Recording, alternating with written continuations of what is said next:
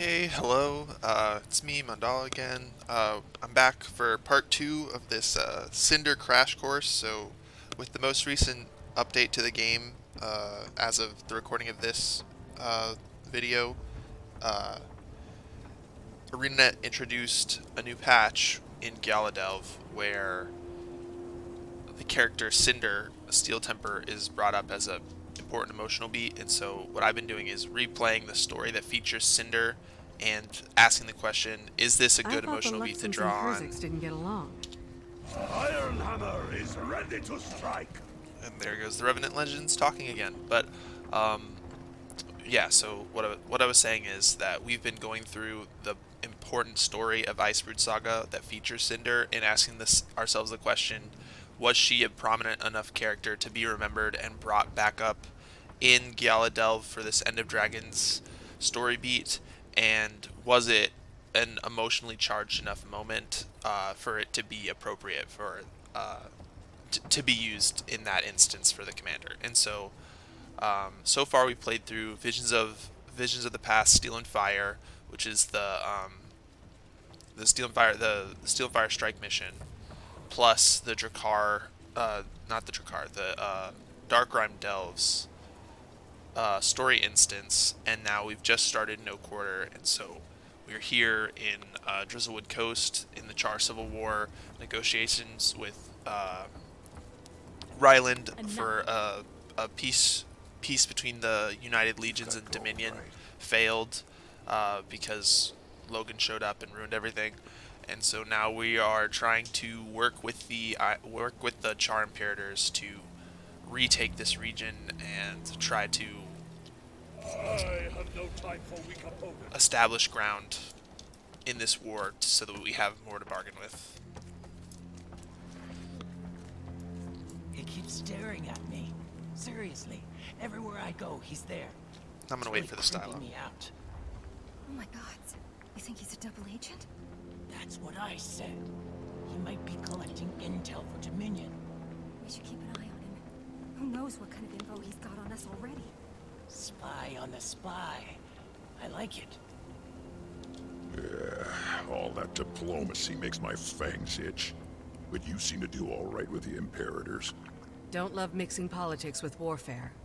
If that's what Krisha's been dealing with all this time, I don't envy her.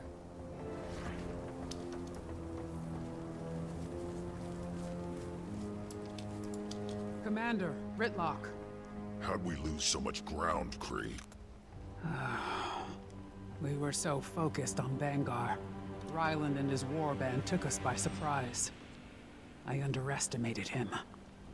Every time Steel gains an inch, one of ours wonders if they chose the wrong side.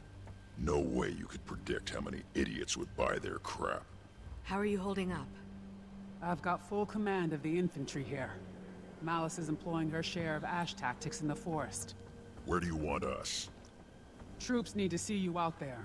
Morale is low. We can't afford any more deserters. Centurions, Edgecrusher, and Backdraft are handling support. They'll tell you where you can do the most good. We're on it, Kree.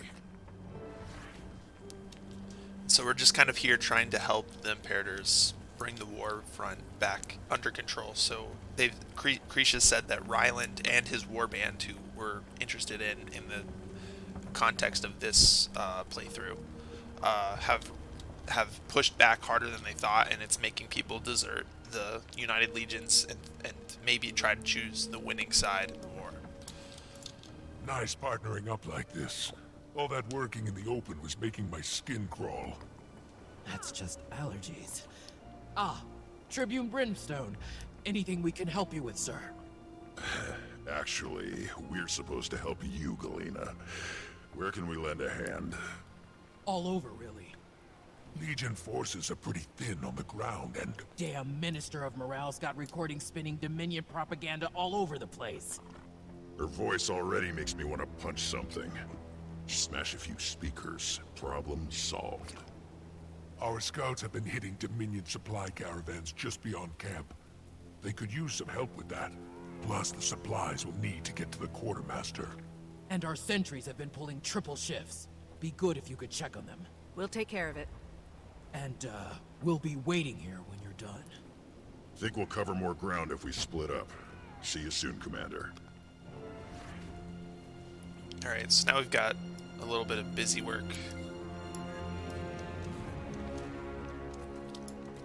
Meatloaf again? What are you, allergic to taste? Got a problem with the food? Make it yourself. Maybe I will. Can't do worse than this quaggin turd. Everyone calm down. We're all on edge here. Let's just be Alright, so we fed them.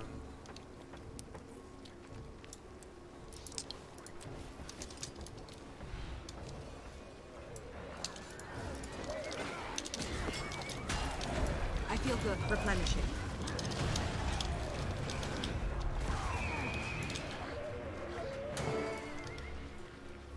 And obtain more supplies.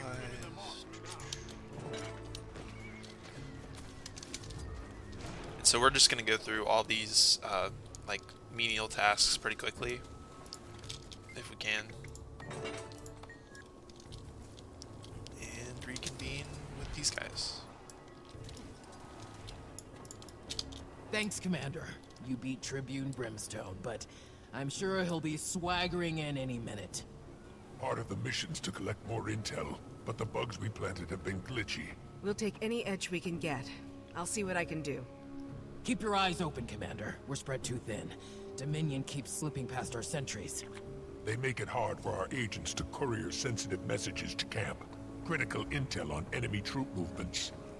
Take a smaller version of his cipher key. Translate any coded messages they've left and relay the intel back to us. I'll report whatever I find. Alright, so they want us to take these trail sign things.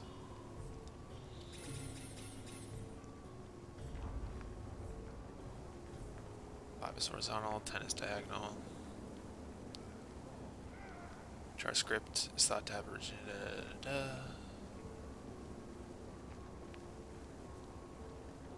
I think I just remember which one it is. We'll see. I think you're allowed to just guess anyway, so.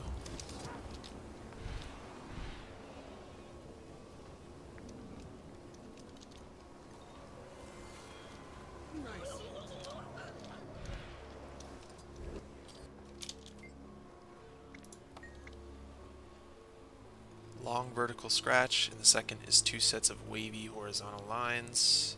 And so try to interpret symbols. Agent 1. So we already know it's 1 because that's the only number that shows up.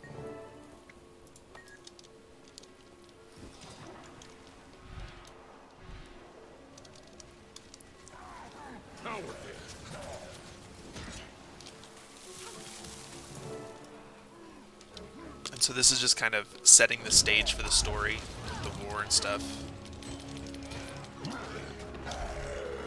About how, like, enemies are in the trees and in the forests, and they're trying to spy and get reconnaissance and protect supply lines and such. Commander, our strategy is working. We're regaining ground bit by bit. Nothing helps morale like winning. True, but we're still outnumbered. And we've got soldiers who've been alone out there too long. You've made an impact across camp. Now I need you further afield. And watch your back out there, Commander. Alright, so now we've got the traditional west side.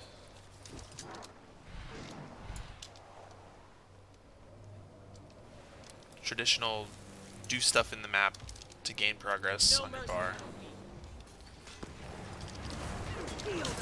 It should go quickly.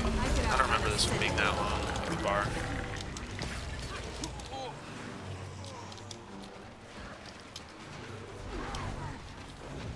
Don't you understand? Dominion will prevail. Join the winning. So this is a really important instance to go replay if you haven't played it with the sound on, or you can watch me replay it with the sound on. But it's such a different vibe when you can actually hear what they're saying and doing and stuff. And so you see we got a little bit of progress for doing that defense, and we can just keep progressing this if we wanted. Dominion will prevail. Join the winning side. And so you hear the Minister of Morale like just giving these orders over like giant speakers throughout the zone.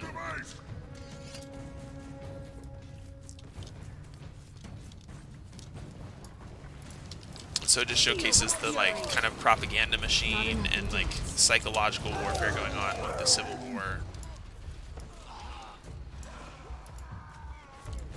Join the winning side, you know,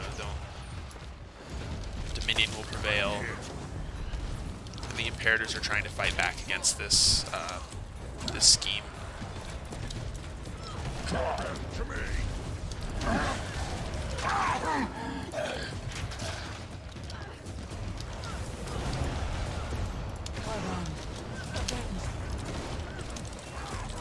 Not enough endurance.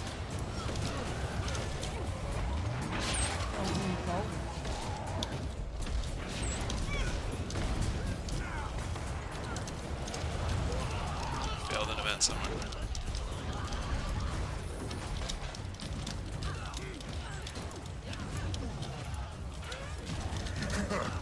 It's my So the problem with these like progress the map story missions is that sometimes the maps end up really dead, and so it can be really hard to get like big group events like this done on a meta map like Drizzlewood Coast. These ones aren't too bad, I don't think. I think they're doable, but I think like especially like, but Icebrood Saga has like one of these in every single story release, so it can be kind of tedious to replay this this part of the story if you're alone or played it too late from its release. So it's just something that I think they should consider a little bit more. I think because it's nice to have these little go explore the map things, because I think it's important that people engage with the open world in order to understand the story, but it can be tedious because you see, like, we're not really making any noticeable progress until we complete events. And they can take some time. And this is a timed event too, so it's like double whammy.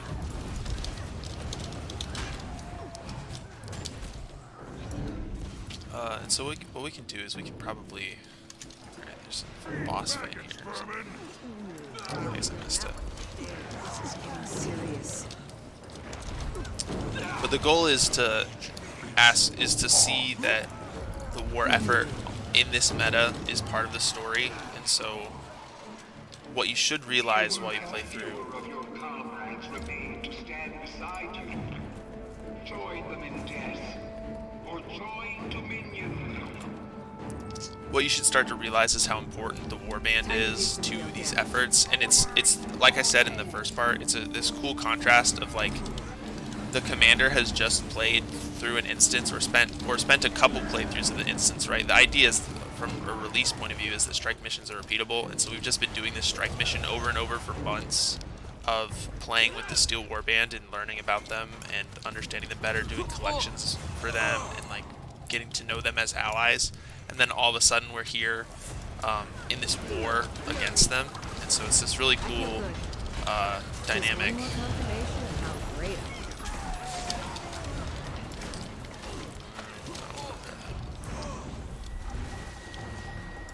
Where we're kind of fighting the people we just spent months getting to know.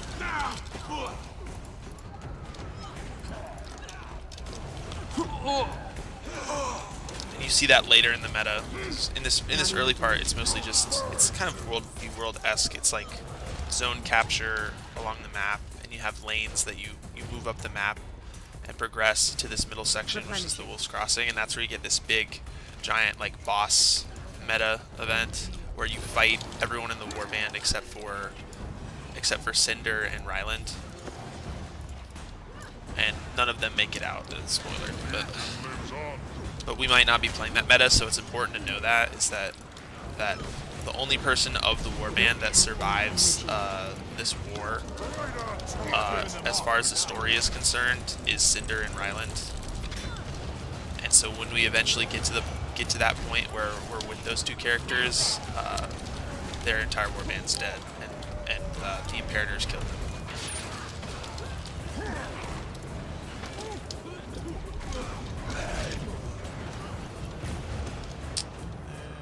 Let's see. I kind of want to get credit for some more events. Replenishing.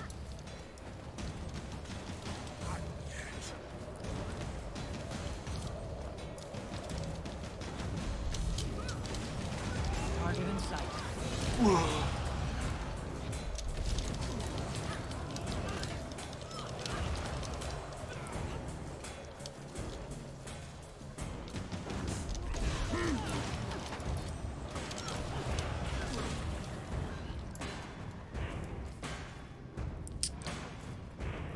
Alright, 15 seconds, and then we'll be good with this event.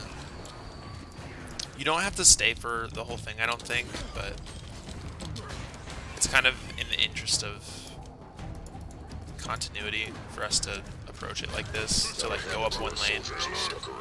Minions set mines in this Tough area. not to cave out Saw here. my partner August get blown up right in front of me. Barely survived. Wish Bangar was the only one doing anything for us. You think Bangar gives a damn what happens to us? Stay focused. Go. These See how bugs much are he cares unstable. about the Charr They can when he blow gets up at any Doormat time. on his side. And so you see there's lots of voice dialogue, ambient dialogue, event dialogue in this map. That's really important for understanding the like all the sentiments and plot from this arc in the story. And again, like I said in the previous part, this was the first no voice acting patch because of COVID and all the voice actors weren't allowed to come into studios and record and stuff, and they hadn't gotten their home setups made. A lot of the more prolific ones. And so none of this chapter was voiced on initial release, and so it's really hard to get the feeling they were going for here. And I remember this patch just feeling super dead, like very lifeless, not very active. And it's interesting that it's actually the total opposite of that.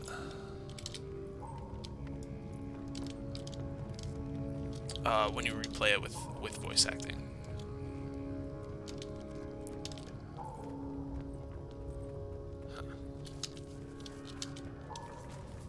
Where are the mines?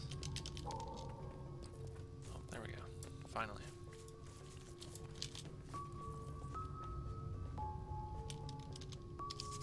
Good job. Stay alert. We're not done yet.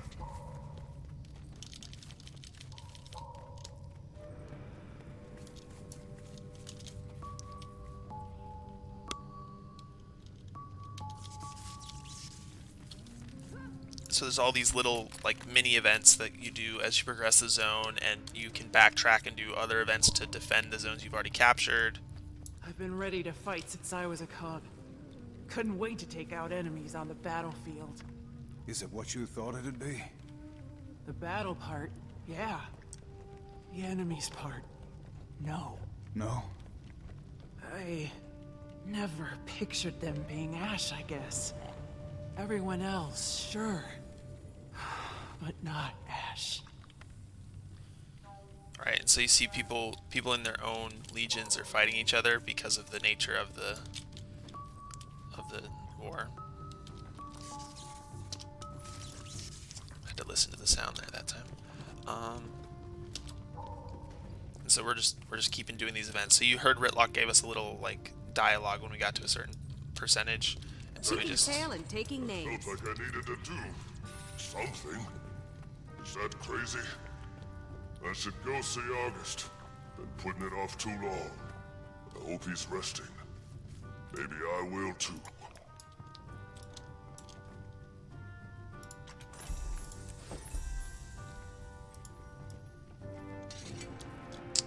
Alright, so I think we're done with that event. Keep going, soldiers. We're making headway. So we just got some map progression, and we're actually pretty close to the meta. We're gonna do the meta, I think. Because it looks like we're very close to it launching. So I'm gonna move us further down the map, and we're actually gonna do the meta as part of the story.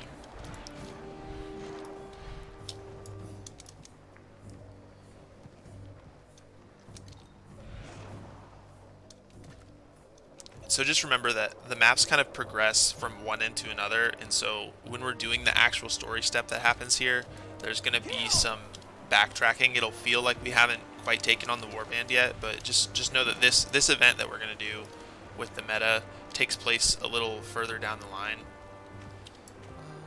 Can I do this by myself? I think I can. Time to do some real damage.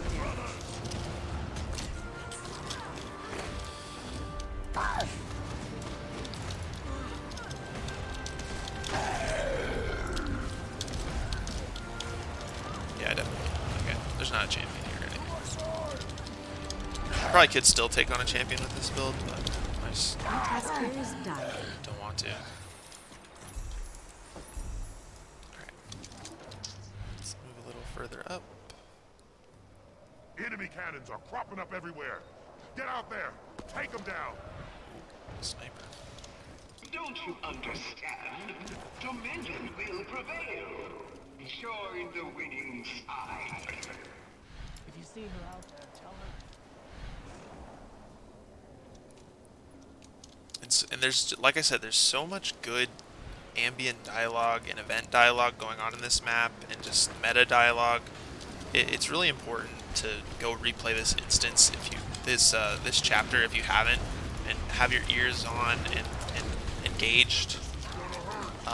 If you do care about understanding the lore, I think a lot of people right now only care about like their critique of the lore, and so they just like completely, like if something doesn't make sense, the first thing they do is say, well it doesn't make sense, therefore bad. And sometimes we have to ask ourselves, it doesn't make sense, therefore we need to do more revisiting of the material, because it's very complex story they told here.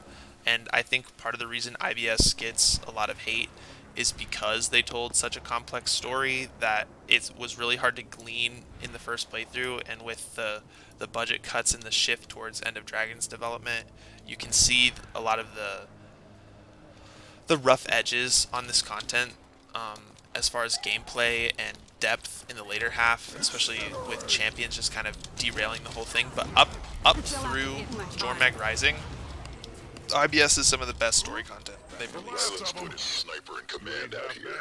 What's her name? Vishen. She's done some damage. Alright, so Ritlock's commenting on the Steel Warband member who we've met in the Visions of the Past, who's going to be here, which is Vishen, and they're the sniper. I guess she's the sniper.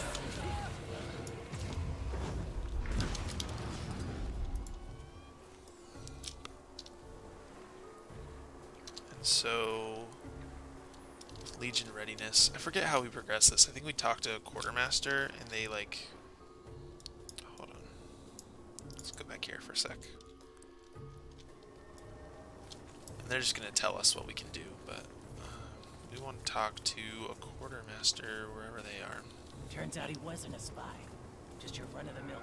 She doesn't even notice me. I'm putting out all the sin. And there's a little. Meatloaf again. What are you, There we go. allergic to There's a taste? quartermaster. I hate it because it's so hard to see on the map. Maybe I will. Everyone calm down. We're all on edge.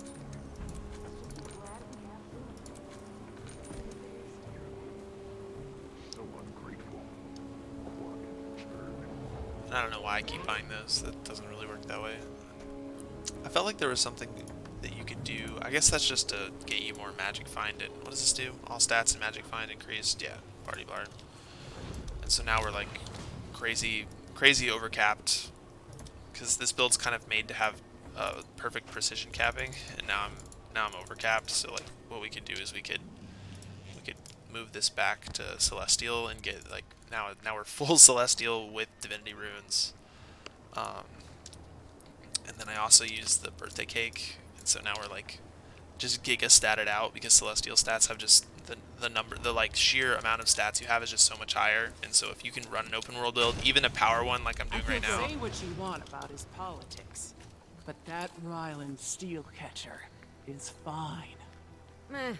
Great fighter. Not really my type. Ah, suit yourself. I chase that tail behind enemy lines. They're just unhinged. The writers. They'll have to hit much harder. Let's see. Where can we go to do events? And so another cool thing they did with this patch is you can kind of airdrop in to these zones with the charcopters. False imperators. Grab a diffusing kit. Get this over with. Admit defeat Can't be that hard. and allow your legions to become greater, to become dominion.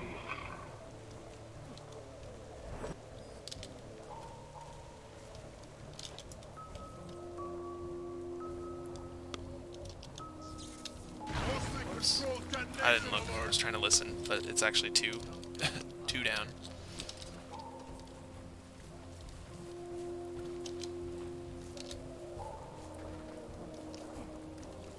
I'm gonna look at it this time.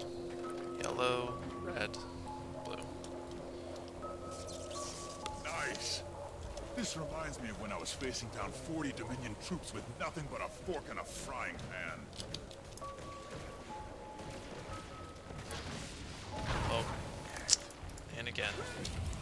Time to do some real damage. Just like, I'm trying to be too quick and press the buttons faster, because usually when this map is packed and you're doing like meta stuff, you have to be really quick on these to get credit. So it's yellow, red, blue. Yellow, red, blue. There we go. I'm just not looking at the... See, you see I only get bronze credit there, which is crazy. What do you mean? I've been in battles before. Tons of them.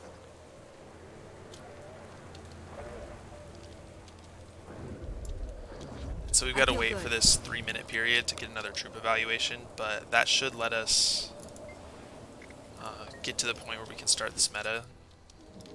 And so this is actually a great map for the Griffin because you can start up so high in all these zones.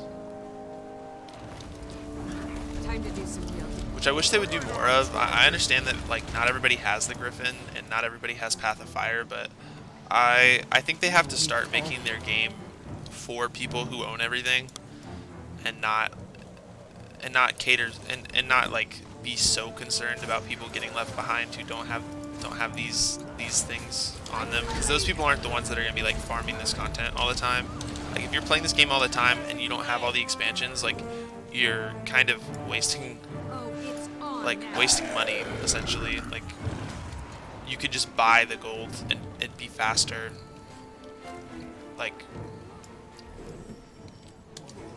basically what I'm saying is like you should spend the money on the expansions. They're the most valuable way to farm gold, is to own the expansions and be able to do that content. And so I think they just have to stop being afraid of the fact that like Griffin exists and Skyscale exists, and cater some of the content more towards those things being engaging and fun, like on a map like Drizzlewood, which they did do, where the Griffin's really a valuable tool.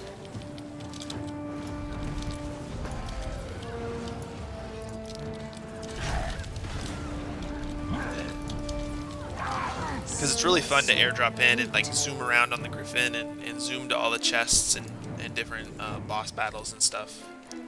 And so hopefully we're going to get this readiness bar all the way up, and that'll initiate the meta. The like the overall, the like boss meta, because we're kind of in the meta right now. Like the whole map is meta.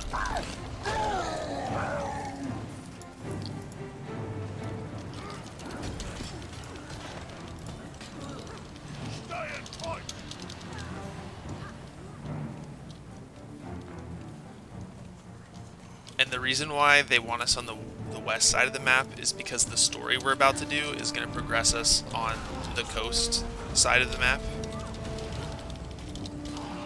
And so it's basically like they want you to play through the lane on the left, and then the story will kind of force you through this right side of the map, right? So if we get the progression on this left side where they don't tell the story, and then they tell the story on this right side, and then eventually the story will loop back to this middle section, and they'll use the whole map to tell the story, which is, again, really good design. All this stuff's great, and troops are ready for the assault of this crossing, so we just have to capture all the stuff, and it'll start.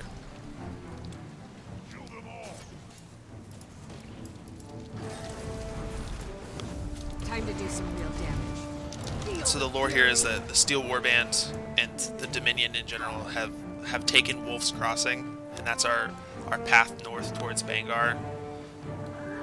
And so we have to retake Wolf's Crossing in this war.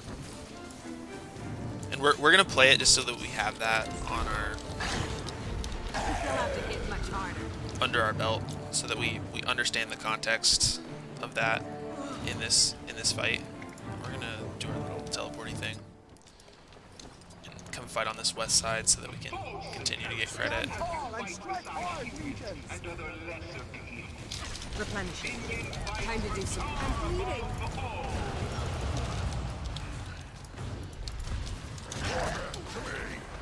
I don't have enough energy. Did we get credit for that? I don't know if we do.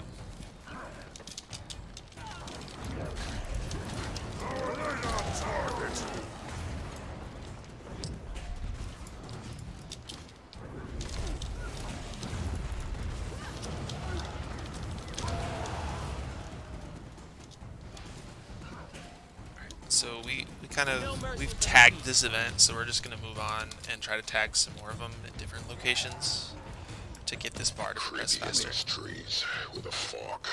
That stupid voice echoing everywhere. Outnumbered. Harder without you watching my back.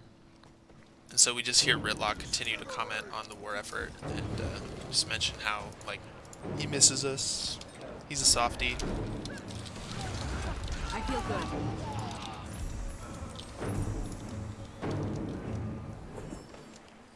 So we're almost done with this bar.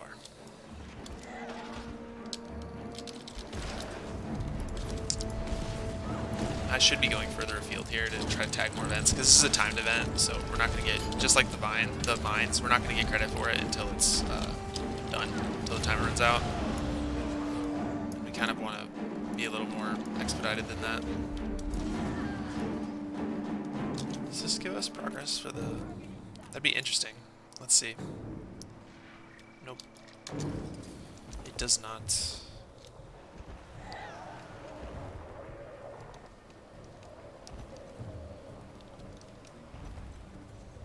The weak run.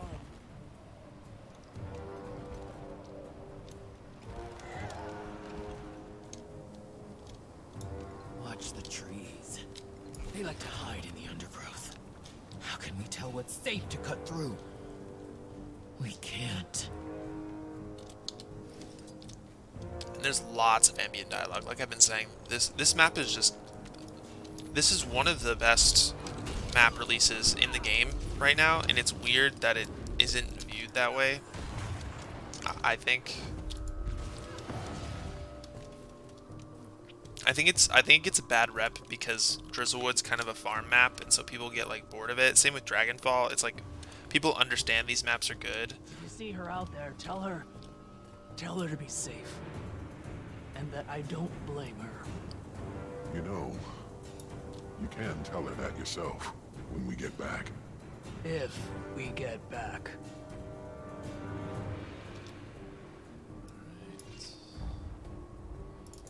So maybe we just come back to this one because there's nothing going on anywhere else.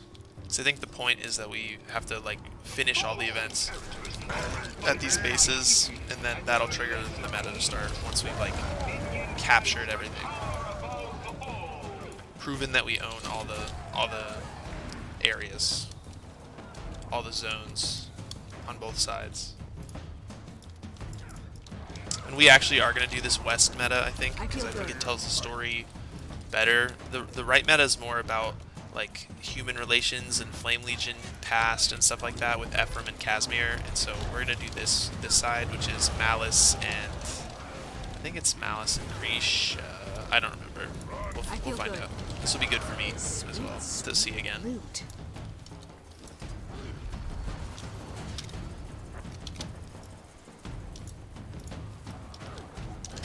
Ashes to ashes.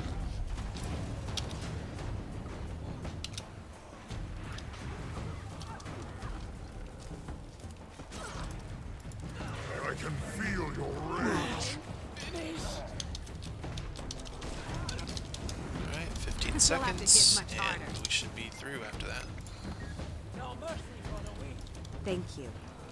And we could be like buying cash keys and doing the meta for a farm, for gold farm, but like I don't really kind of over farming for resources in this game.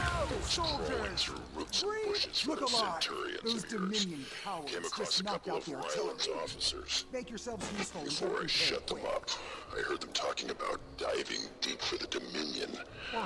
Meaning the new. Sounds like some sort of code. Should we take it back to Snarl? Diving deep. That's it. The basin. Share, Cree. Malice intercepted a communique.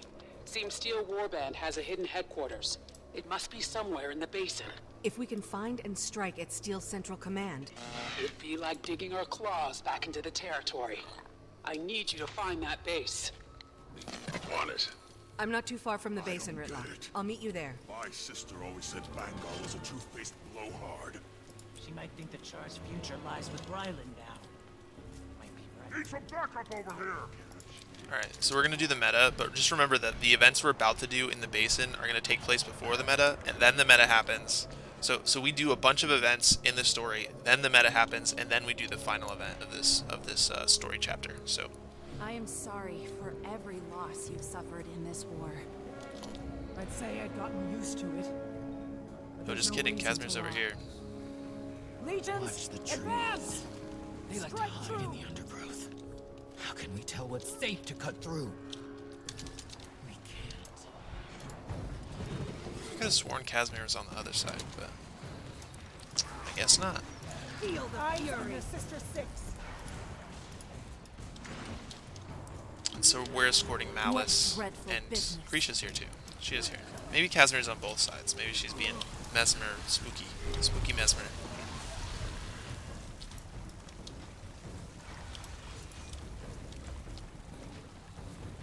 Maybe Casimir is Lissa. Ooh, spooky. I feel good. I'm just kidding.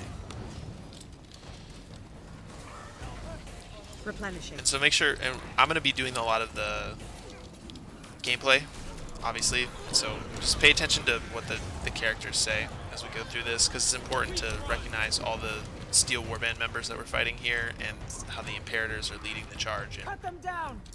calling shots here as we approach Wolf's Crossing. So on the other side should be Smoder and Ephraim, and then I feel like Casimir's on both sides, but maybe I'm wrong.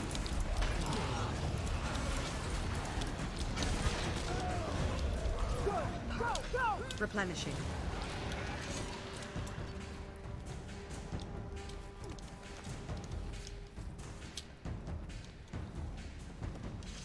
It's actually cool to see how populated this map is, even without a commander tag. Guild Wars 2 is definitely the king of making the game feel alive, even if very few people are playing the content. Great's glory lives up to Here his is where name. we make He's every ready, and Dominion so are we. state regret betraying the Charr. We've come this far, against all odds. Now take every battle won, every obstacle you've overcome, and use it! Today I took Rise down up! a few Imperators and ate some Dolyak. The Dolyak was We've got tough. to take out Steel Command. The rest will follow them. So Vaishn's up there sniping. Renoa's in her tank, like she is in the strike mission. Can't wait to tell Ryland how bad I whooped your tails. Nikabar's in his copter, and then and it's just these three here. Get off the bridge! Maybe she'll kill you! They're not worth the breath, barely worth the firepower. Blade storm.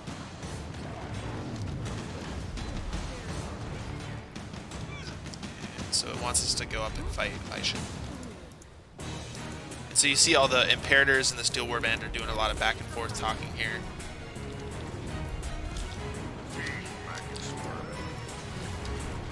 And then we are kind of, as the players, are being the Charr, essentially, here. So the commander's on this battlefield, but the idea is that this is the Charr fighting their civil war here. Dear Diary, today I took down a few Imperators and ate some Dolyak. The Dolyak was tough.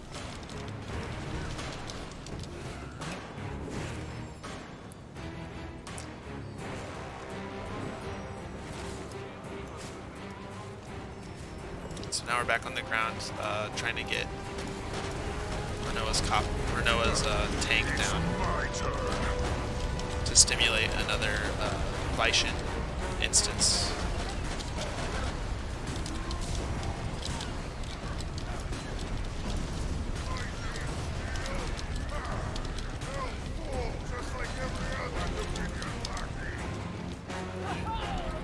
So we can look at the marker and realize where Vishen is. So she is up here. This might actually be a clone. That is, never mind. Maybe we can't use the marker. I guess it's always where Renoa's tank is and Nikavar's copter is. I don't pay that close attention to this meta when I do it. I typically just follow people around.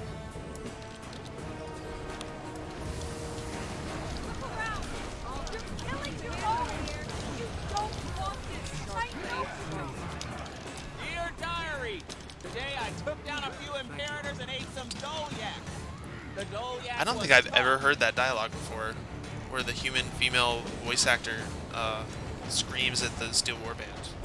I'm not sure that's supposed to play. I feel like that's cut content that's coming in with the like human female bug, where like human voice acting just happens even when you're not playing humans. Maybe I'm wrong there, but I don't remember hearing that when I usually play this meta. Maybe I'm not listening. Maybe I'm part of the problem, is I'm not listening either. But alright, so where's the copter? So we see where Nikavar took Renoa's tank, and so that's where Vishen is, the real Vishen.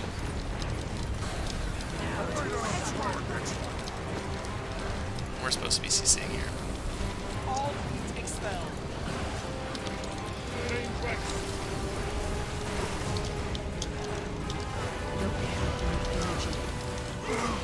Alright, so Vishen's dead. We killed Vishen in this war.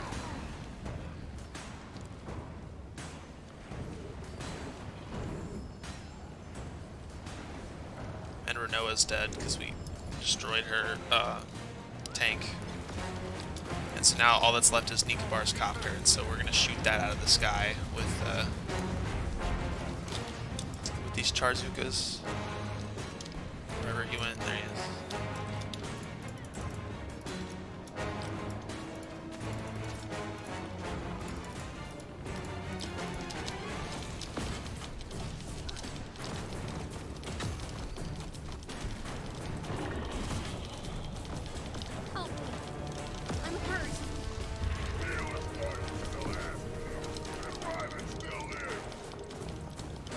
So he's saying Steel is loyal to the last, and Ryland still lives, and so... You did it! Shiny. You did it! Every sacrifice you've made has brought us closer to healing our people. Victory belongs to the legions! Yeah! One Charr! Time to do some real damage. Been practicing that for a while, have you?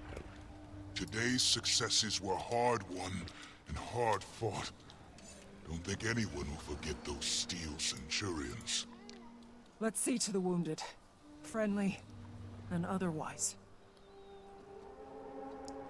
Alright, and so we did the South meta, right? So they killed off Nikavar, Renoa, and Vishen, and so all that's left is Cinder, who we'll discover in this next story step that we captured her, and so that's why she's not on this battlefield, and then Ryland will be the only one left. Alright, so I'm gonna loot this stuff just because why not?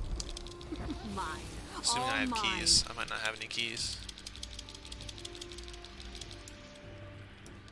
Alright, and then we're gonna go to the edge of the basin where we think that the Steel Warband has set up a secret base in the Drizzlewood Coast. And remember, that meta takes place after the events that we're about to do.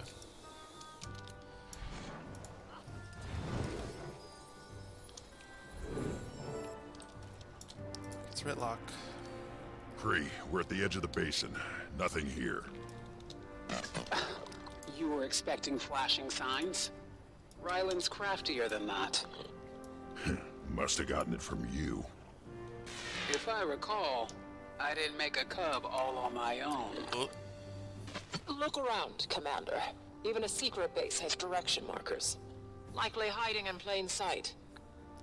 Report back when you've got coordinates. Alright, so in theory they've let us know where their base is so that people can find it.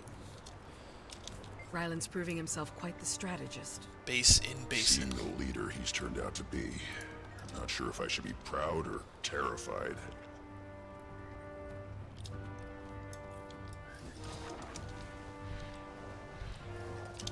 Guess sometimes a rock is just a rock. Sometimes it's not. Tough. Smart. Hate that he's letting Bangar use him like this. You have to let him live with his own decisions, Ritlock. Maybe someday. Not today. So we're being pretty sagacious here, I feel.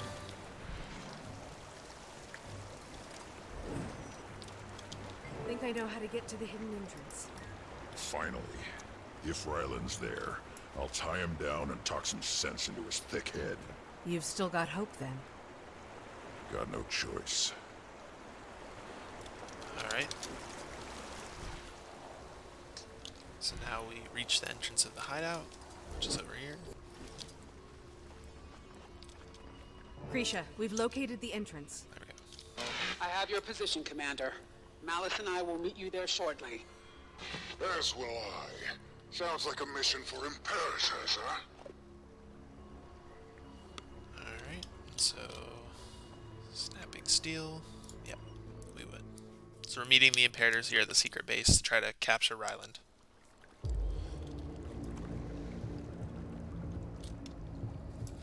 I disagree with your strategy. Again. A direct attack will take this base in half the time. And give them warning to destroy whatever intel they've got in there. What's the plan? We have to assume we'll be outnumbered inside. If you'd consulted me beforehand, I could have brought a war machine or two. Regardless, Malice is right. We need to take this base quickly and quietly. With a party this big? I can cloak a few of us so we won't be seen. But lumber around like a tank, and they will hear you. Why don't Ridlock and I stay out here? Cover your tail. Schmoder, we could use some extra hands. Iron, guard. Yes, sir! I've got your back, Commander. Keep your eyes open. Communications from Bangar, intel about their next strategies, whatever you find, we can use it. And so we see Smoder's kind of been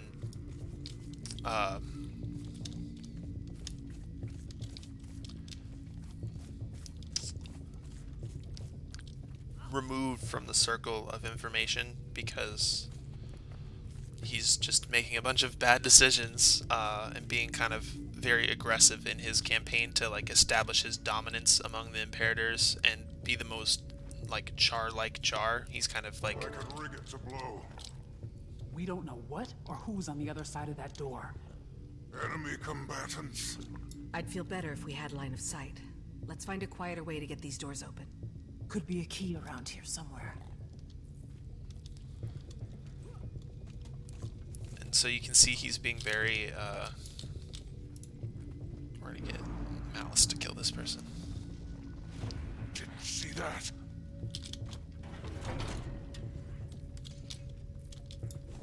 The key should be in this bag, I think. That should do it. Let's get the whole door open. And so you can do this whole mission stealth, or you can break the stealth. But either way, Smoder's gonna ruin everything at this point. I suggest. This is ridiculous. Time to do some real damage. Right on target. Taste the blade of your betters. Warband, Hurts, doesn't it? let the blade snap.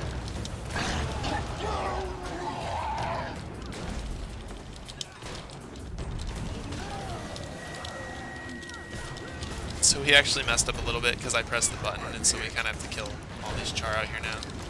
My bad. It shouldn't take too long. We have a decent cleave.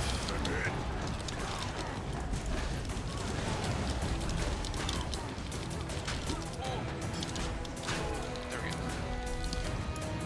Alright, and then who comes out this door? Cinder! Look, it's Cinder! Should've taken Tribune's deal!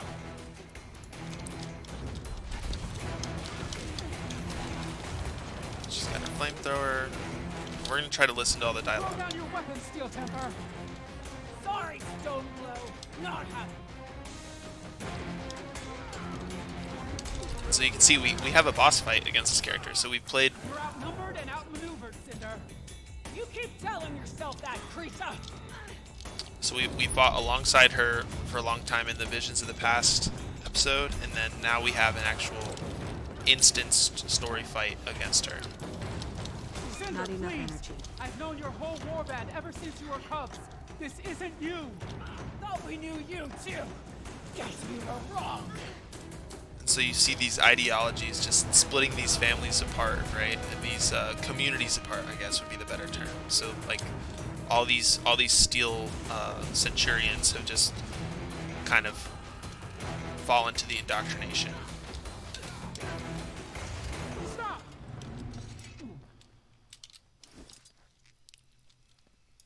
What do you mean, stop?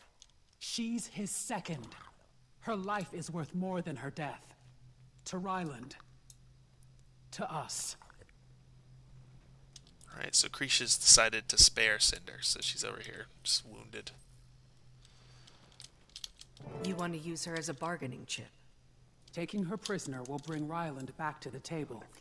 We don't want your cub at the table. We want him off the table. There's daylight between Ryland and Bangar. We can use it. Get Ryland to see reason and switch sides. Spare her and we look weak. Eradicate these traitors, win the war. That's the goal. I thought the goal was the survival of the Charr. Krisha, I get the impulse. But isn't this off mission? We've got to push north, stop Bangar before he can wake Jormag. If we can bring Ryland around and steal with him, we can use their strength, their intel, against Bangar. You want to bring him to heel, send him this one's head on a pike. The great diplomat. Krisha, the last parley with Ryland didn't end well. What makes you think this can work? It's what we do for Warband. Kree's right. He'll come. Might even listen. Steel doesn't answer to you anymore. And you don't know Ryland at all. Shut up, Centurion. I want you alive, but I don't need you conscious. This is insanity. But if it works, it could end the war without further bloodshed. Bunch of naive cubs, all of you. I can get a message to Ryland. Quietly. We need him to come alone. I'm going back out to win the war. Good. All the noise you make will give Malice cover.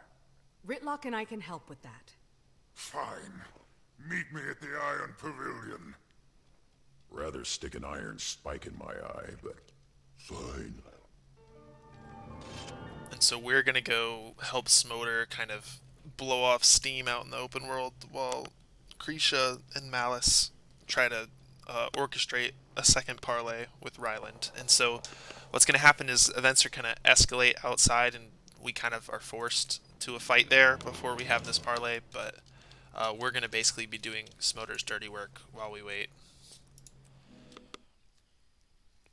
And so again, there's more like kind of busy work. I think that's another thing that hurts this episode is there's a lot of busy work in this story patch. A lot of just like it's important, but it's not exactly the most fun.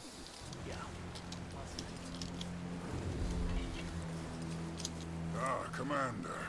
I've got new orders for you. Orders? Salvage and requisitions.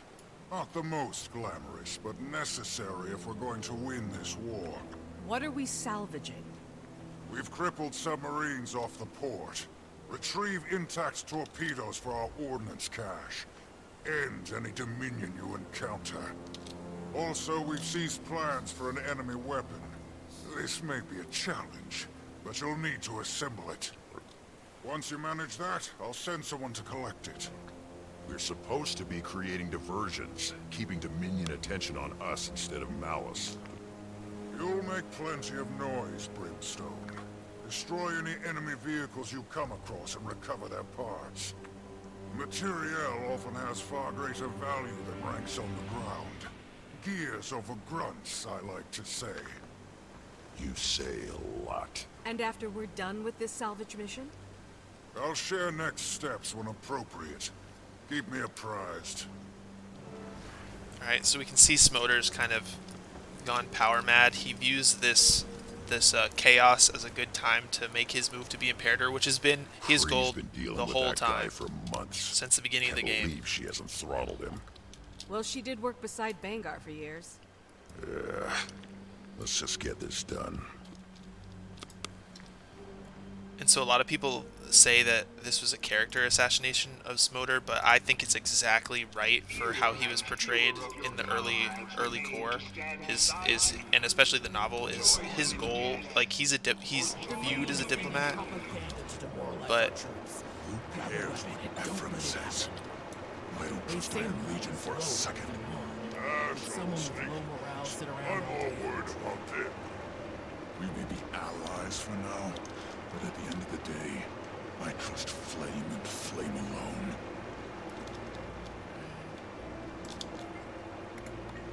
Time to fix the weapon.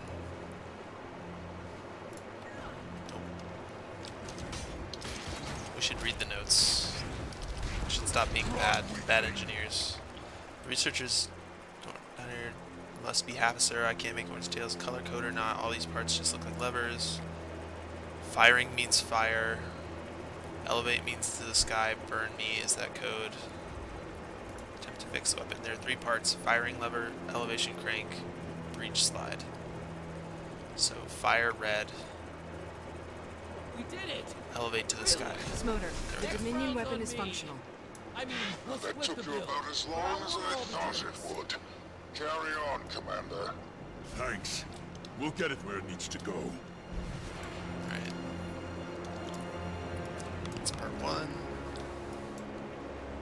2 is over here. And again, what's nice is we can just use the Griffin and zoom around this map without having to do a lot of pathing nonsense.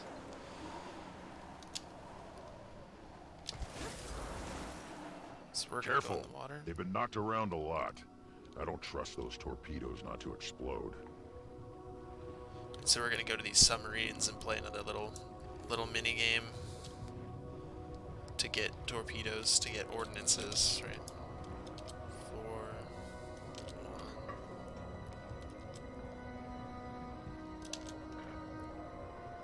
1. Alright, there's 1.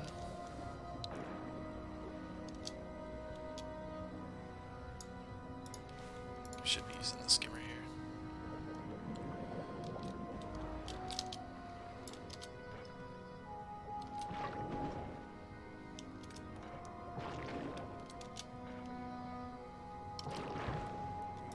It's 2. And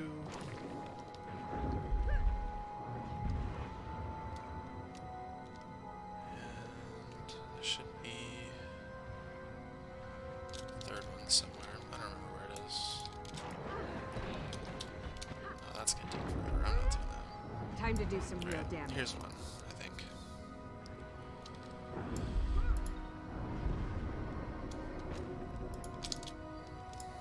Feel the Just fury. kidding. Had my fingers on the wrong keys.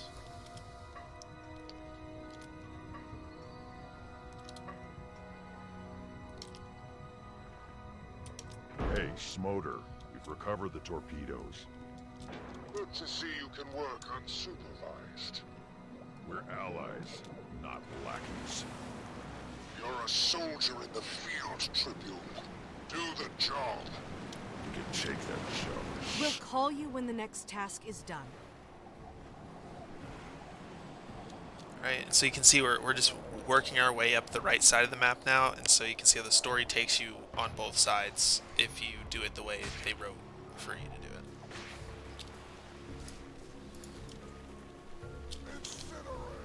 Time to fight. Time to do some real damage.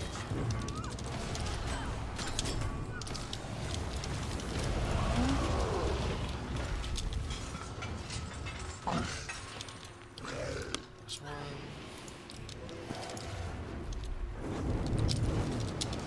Not enough endurance. I can feel your rage.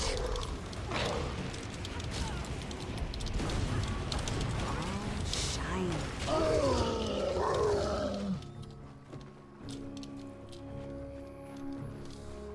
don't know where the ordnance went for this one. Time to do some real damage. Weird. Okay, I guess we don't get one. Maybe because it's in the water. So let's try not to kill it over the water so that it doesn't go away. I feel good.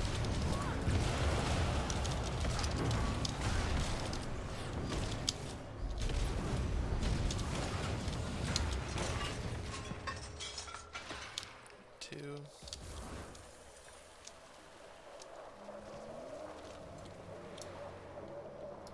That'll be annoying if we have to wait for another one to spawn. Hopefully it doesn't take forever.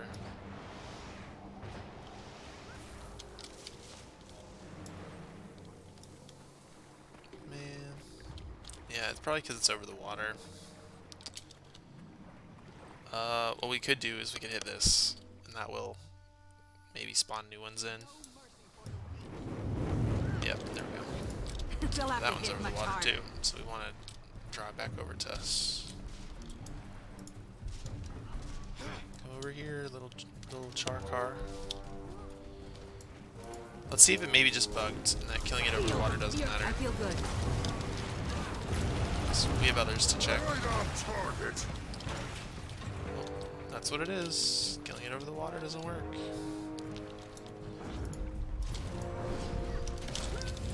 Not enough endurance.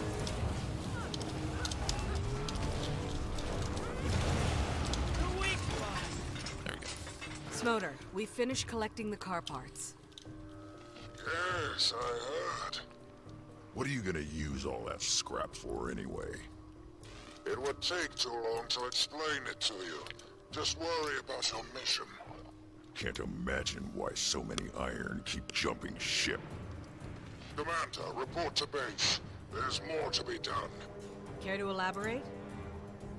When you need to know. So Smoter's being very, very cagey and domineering and awful, and so you can see Say how what he's you kind want of about becoming a his problem politics, for but this that's war I and feel for good. the eventual peace talks. Yeah, last night. Smoter. You need to be properly armed for your next assignment. Shaman, where's the crystal? Right next to you. It's not ready yet. You were given a direct order. Since you don't have a conventional imperator, maybe you've forgotten what that means.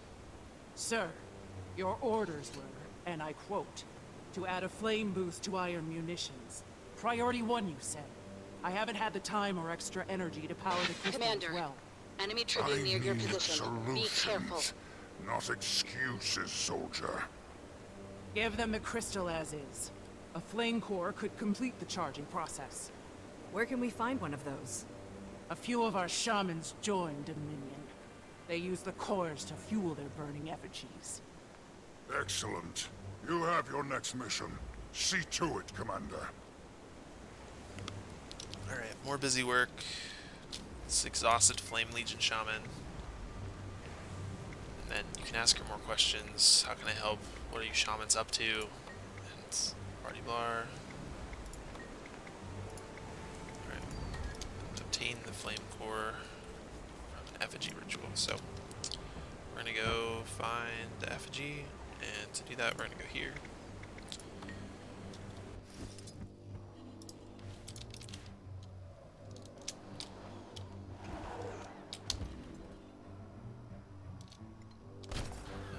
Where is it?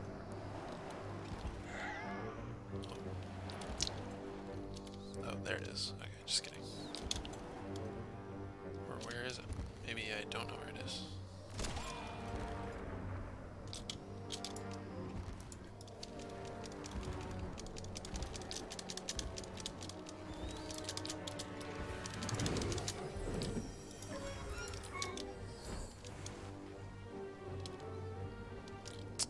And I failed miserably. land here. Where is this thing? I guess it's up here on the mountaintop? Yep, there it is. That's fun.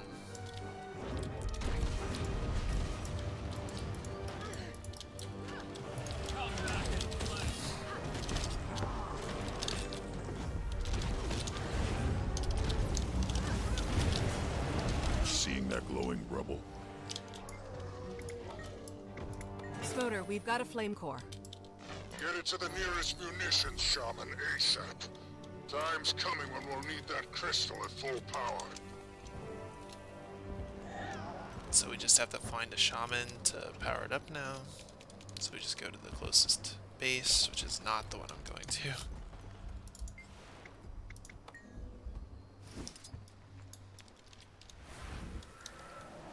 Fewer and fewer of your comrades remain to stand beside you. Wonder how things are Join going them to change in with death, Felicia running the or show. join Who Dominion. cares?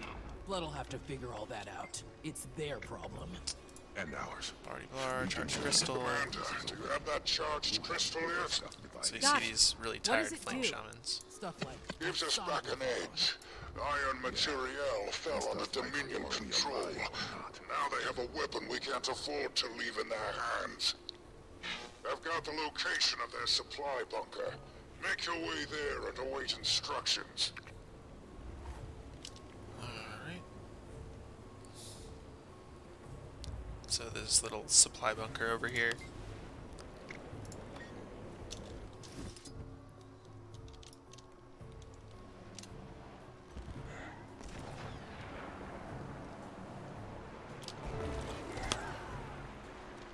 Interact with the bunker. Oh. Doesn't want us to. Time to do some real damage. There we go. I'm just kidding. Still doesn't want us to.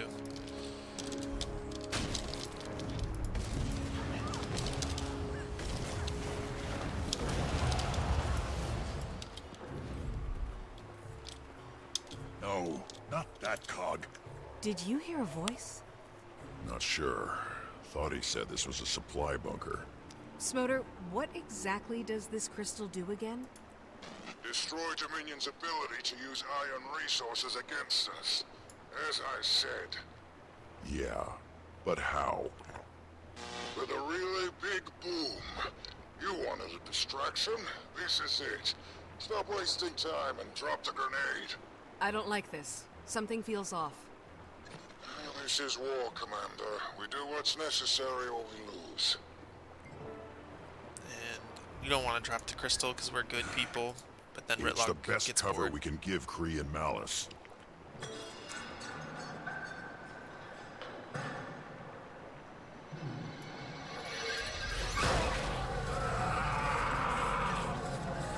That was more than just a grenade. The way in has got to be below us somewhere. Let's go! Yeah, so it was a really big magical bomb. It's basically a searing crystal, a searing bomb. What have we done? What have we done? This is not how we save the Charr. Smoter, the supply depot was fully staffed. Yes, people are a resource. You bastard! There's no time to be... Our agents just sent word. There's an enemy tribune nearby. Take them out. Alright, and that's unfortunate that we got the dialogue cut off there, but essentially we just have to look around and see what they were doing here. Uniform military, but nothing else. Look for more clues. Supply crates. Active workshop. Damage invention. Odd schematics. Research. So they were like an R&D department. So you see, like, this is pretty gruesome. All these like stabbed Charr bodies around, up on the crystals.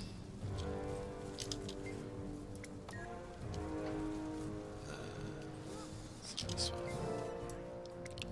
Commander, there There's no one left Everything alive. I'm seeing says this is more than just a supply bunker. As far as I can tell, they were doing some sort of weapons R&D. Smoter wasn't lying about that, at least. Doesn't make me feel any better. This won't either. I recognize her. She's one of Malice's personal guards. And she's carrying the Ash Imperator's sigil. Is that an order to defect? Could Malice be playing both sides? She's Ash. We've got to warn Kree. Let's not jump to conclusions. Krisha. Great timing, Commander. Malice got that message to Ryland. He's agreed to another parley. Meet us at the hidden base. We can't talk about this over comms. I don't trust Malice. And I sure as hell don't trust Smoter. We'll pull Krisha aside after. Let's handle Ryland first. Alright, so at this point the war's progressed. We have our captive. They've negotiated the parley. But Smoter just basically committed a war crime and just blew up this R&D department with a bunch of Charr just minding their business over here with a searing crystal, basically. And we realized that Malice has an agent in this department working for her, and so we're questioning everyone's loyalty now, and things are starting to spin out of control. And so now we're rushing to this meeting to try to get there and protect Krisha, and also deal with Ryland and try to negotiate this peace. But we'll see how it goes. Join them in death, or join Dominion.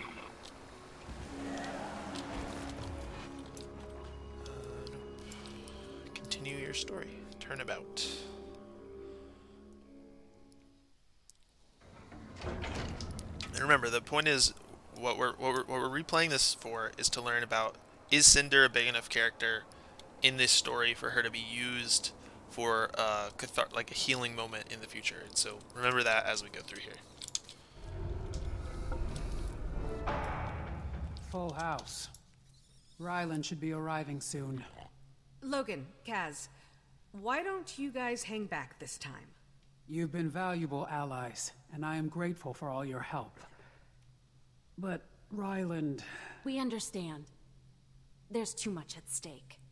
We're at your service, as long as you need us, Tribune Stoneglow. Call me Krisha. Commander, let's collect our prisoner. Alright, so we sent the humans away so that this could be a valuable parley. Not ruin it again. And we're collecting our prisoner, Cinder Steeltemper. Centurion, it's time. Chain me all you want. Ryland will never kneel to you. It's not about that. It's about saving our people. Including you. You say that now, but get a little power. Sink your teeth in. Cub, you've got a lot to learn. Save it. I've learned plenty. Seen and done plenty. Old heads aren't the only ones fit to lead. You've proven yourselves. But choices made in the field stay with you. Alright, so we're escorting the prisoner in chains to our little meeting, our captive. Complicit in your war crimes. I command the beach. There was a weakness to exploit, so I did. And it worked. Very well, actually. Do you even care how much Charr blood is on your hands? Dear Ephraim, from Flame, I expected backbone. Overstep again, and you won't have to worry about Bangar. I'll rip out your throat myself. As if you've got the claws. I close my eyes. You sound just like Bangar. Break it up. You have good reason to be angry, Ephraim. But now's not the time. We need a pact with Ryland. Do we? We've retaken the territory. No reason to negotiate with Steelcatcher. We agreed. Ryland's our best chance to get to Bangar fast and stop him for good. Krisha will speak for us. All of us. You got him here, Krisha. Now get him to listen. Alright, Mommy. Do your mom things. Convince him to come back.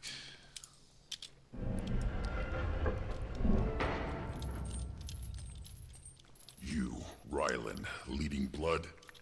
That should be our future. Hope Ryland doesn't waste it.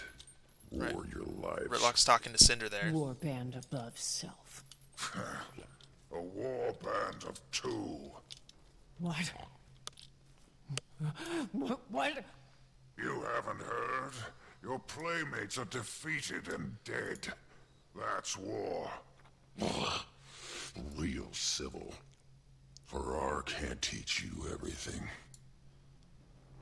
And so he let slip that we killed the other three. Steelcatcher's late. Maybe he doesn't value this one as much as you people think.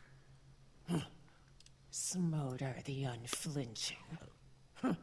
I fought you, and I'm damn sure you gave yourself that name. Alright,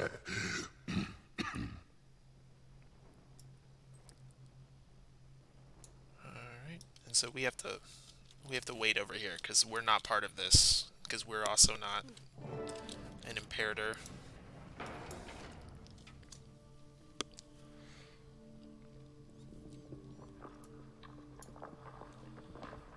Here comes Ryland and his gang. Tribune Steelcatcher. Tribune Stoneglow, I'm here. Your warband mates.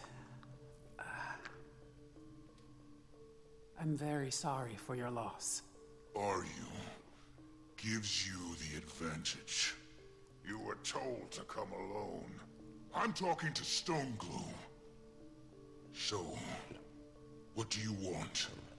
Rejoin the legions. Put an end to our people killing each other. My orders haven't changed. The situation has changed. Vaishan, Nikobar, Ranoa.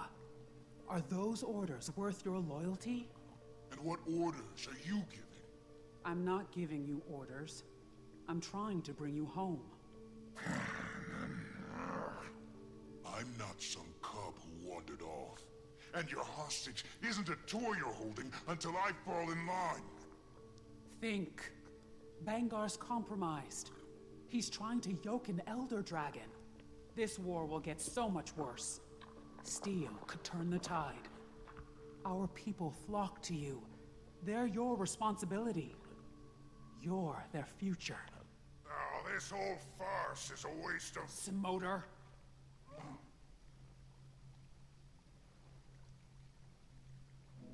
Uh-oh. Ryland, every choice has a price. You chose Bangar, and it's cost you the rest of your warband. Isn't that enough?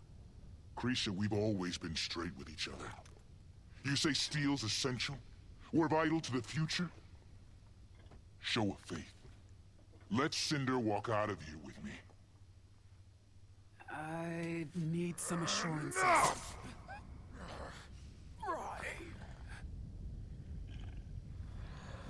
So remember that line. Traitors.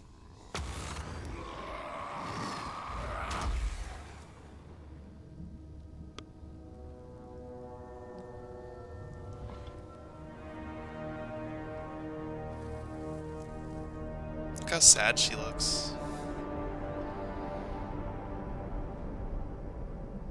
I trusted you. How evil he looks.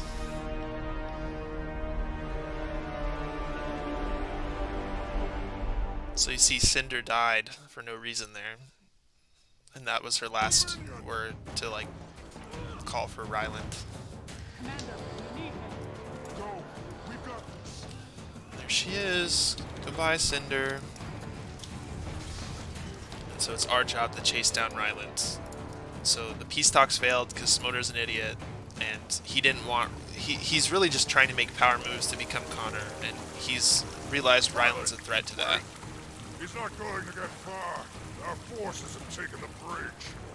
Then we don't need you, Smolder. You've done more than enough. I lanced a tumor and cauterized the wound. You absolute ass! We had a chance to save them, to bring them all home. We never needed traitors to win against Bangar. It's not a compromise I was willing to make. How do we get Ryland back? Smolder's head on a pike. I am a Legion Imperator with no honor. Kree should have let Ryland kill you.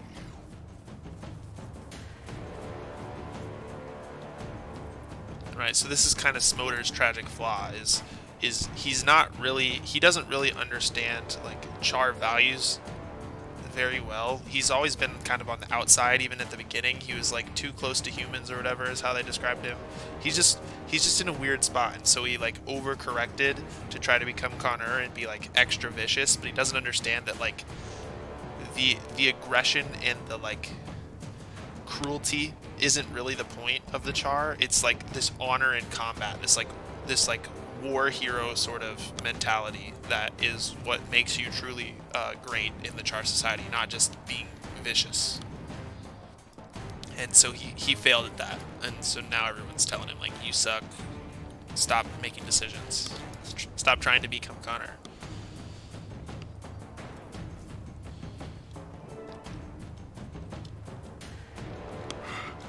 Burn me. How could you? Defend yourselves! What the hell is that? I warned you before. The Tribune was just a taste of Vanguard's power. So the story here True leadership and vision, the Charr has is that Smolder kind of killed all these people unnecessarily. He just kept escalating the war. Ryland's gone! We can't let them get beyond this valley. Timed it. I feel good.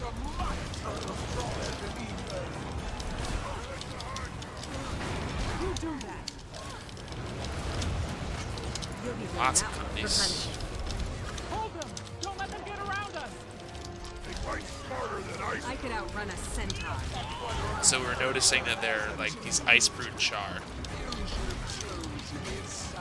And Verinia You're nothing but doormat is over there. beasts. Better we kill you all, She's also or die Icebrood. trying. You haven't made a dent in our numbers. Commander, give my tank some targets. And so Smolder's still being a war criminal, like trying to bomb this area some more, just, you know, escalating, They'll have to hit much harder. being a bit of a warmonger. To try to show his strength, right? It's not because he's necessarily a warmonger, it's because he's trying to show strength. Because that's what he's been told he's lacked, is this strength. But he doesn't realize that like the vicious strength isn't what the Charr care Not about. enough endurance. Right on target.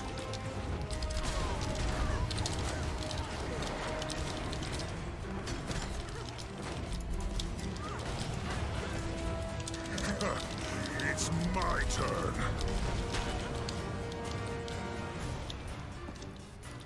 I think this is just a timed event, and eventually we'll fight Verinia. But essentially what happened is we were at the parlay.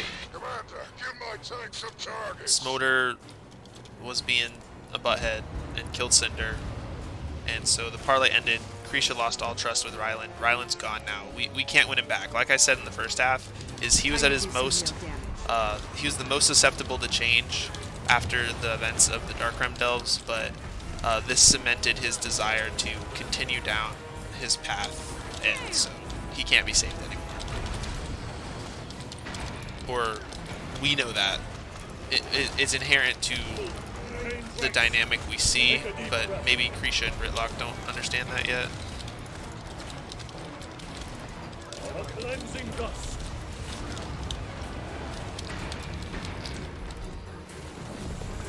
Ah, the great dwarf's power is upon you all. I feel good. The heck?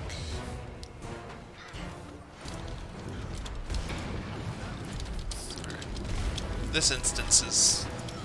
So it's kind of mirrors the strike mission. It's actually funny that they had the kind of like make the story mission the strike mission idea all the way back in this time in Icebrood Saga, but they like make it an EOD Time to do some real damage.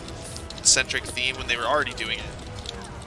Strike missions were already repackaged story bosses pretty much since their inception. Oh, and there's Vernian. So this is the propagandist.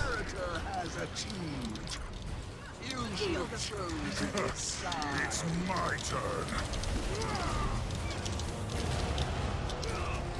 I'm gonna try to be quick here, but this boss has too much health. It's just kind of boring. Our minds are too weak to resist the coming storm. So we have to like avoid her propaganda balloons and like not let them explode on us. Frost Legion, cut them down.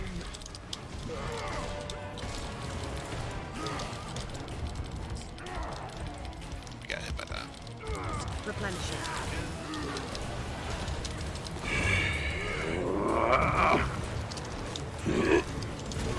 Engineers, obliterate them.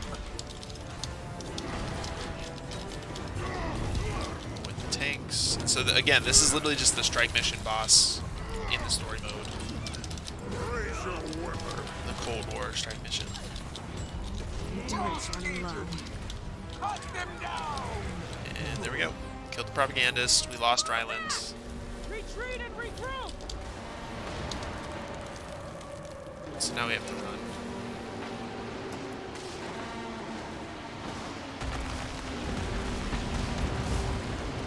So in my mind, it feels like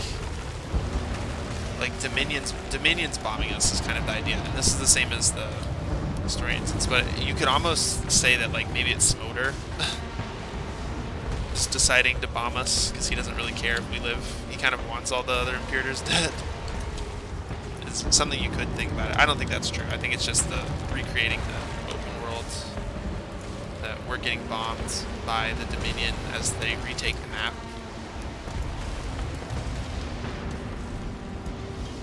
So we're just running back to base, trying not to get hit, and there's an achievement for not letting any of these land on you. Just failed. I think I have it already though.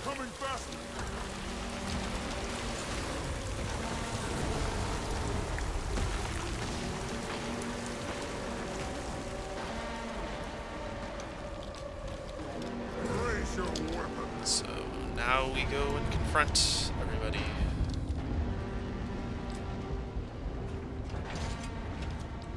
Where's Ryland? Gone. He's gone back to Bangar. You had no right. It's done. Now. You are not Connor. No one here will ever bow to you. We've lost the bridge, and we met the Frost Legion. Bangar. He served our people up as slaves to Jormag. They're abominations. We've got to end this. Malice, what about your agents in Dominion? How did you... You're the Ash Imperator. I sent double agents to get eyes on Bangar. They will get us the intel we need to stop him. Give them time. We'll continue to hold the territory. We'll heal. And when a way forward opens, we'll be ready. And so we see there a little moment that I think is cool where Krisha and Malice kind of have an understanding that Krisha understands Malice wasn't being a traitor, that she was just doing her job as Ash Imperator, being sneaky and doing sneaky stuff. But Smoder gets told, yeah, like, we don't stop trying to take control of the Charr. It'll never happen, right? Stop trying to make fetch happen. But yeah, so you can see Cinder's a pretty big part of this moment because we brought her here as a prisoner. We see Ritlock say like he wants her to be the future of the Charr, her and Ryland, and then Smoder ruins that and kills her unnecessarily, and that drives Ryland away, and then that eventually makes him become the champion of Jormag, and all the stuff that happens with Jormag and Primordius is accelerated, and the Dragonstorm happens because of this moment. Really, this moment is the turning point, right? Turnabout is the name of the instance. And so the last thing we're going to do in terms of getting a a frame of reference for Cinder as a character is we're gonna replay the very end of Icebrood Saga Champions, so just that one little instance at the very, very, very end with Ryland, and to just get that dynamic of Cinder and establish it one more time, and just like understand the emotions of this story in Icebrood Saga, and then we'll go and play the, like, I think it's like a 10-minute segment, not even, of the Giala Delve arc that brings Cinder up, and then we'll ask ourselves, okay, was this done appropriately?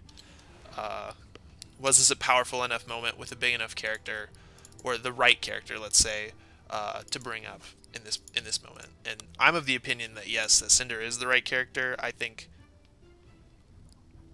she was a person who we could respect and admire as like an enemy, but like just an unfortunate person on the wrong side of a conflict. And so here we'll just go play the final champions instance, and we'll see what Cinder meant to Ryland and how she plays into the conclusion of this Charr saga, right? The Charr saga within Icebrood Saga, which is season 5. I don't even like calling it the Icebrood Saga because I feel like the Jormag stuff isn't the important stuff. I feel like the Charr stuff is the meat of this content. And so let's replay this. Hold on 1 second.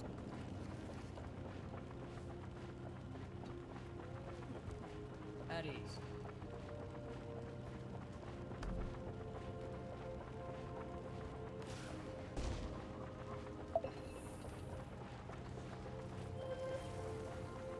Do you require my assistance? Okay, alright, so now we're going to replay. It's just the last little bit of Champions with Ryland. So Champions end. So this is after Jormag and Primordius blew each other up, and the Champions were depowered.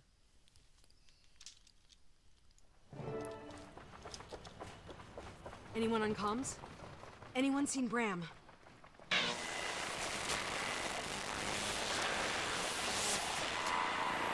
Bram!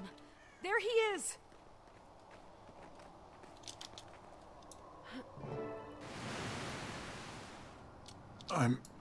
Whoa. How am I not dead? You did it, Bram. How many did we lose? A lot less than we would have if you hadn't done what you did. I'm good, Commander. I know I did what I had to do.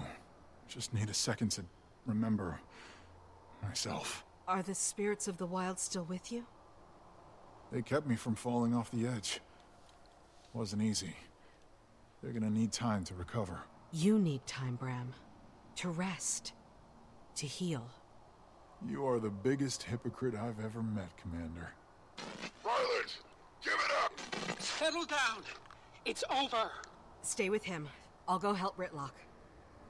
And I actually really like that line in the context of the Giala Delve arc here, where we're telling Bram that he needs to take time to rest and heal, and then Bram tells us we're a hypocrite, right? So you kind of see this building throughout the story of like all these other characters getting their moment and being used as this like emotional getting this emotional journey, and then the commander's just kind of like piling on event after event after event, and you even see Bram mention it here, like we're a hypocrite, that we don't take the time to rest and to heal.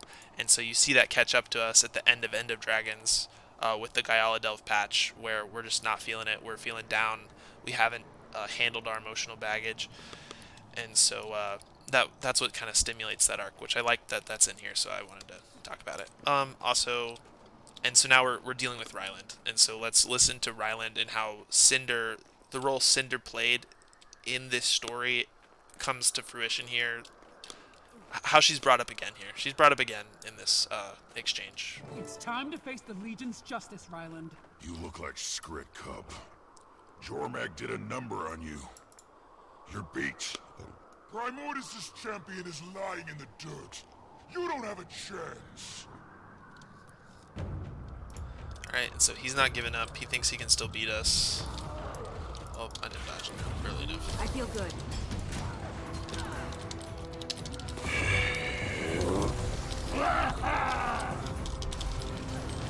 So it's basically the the Dragonstorm fight again.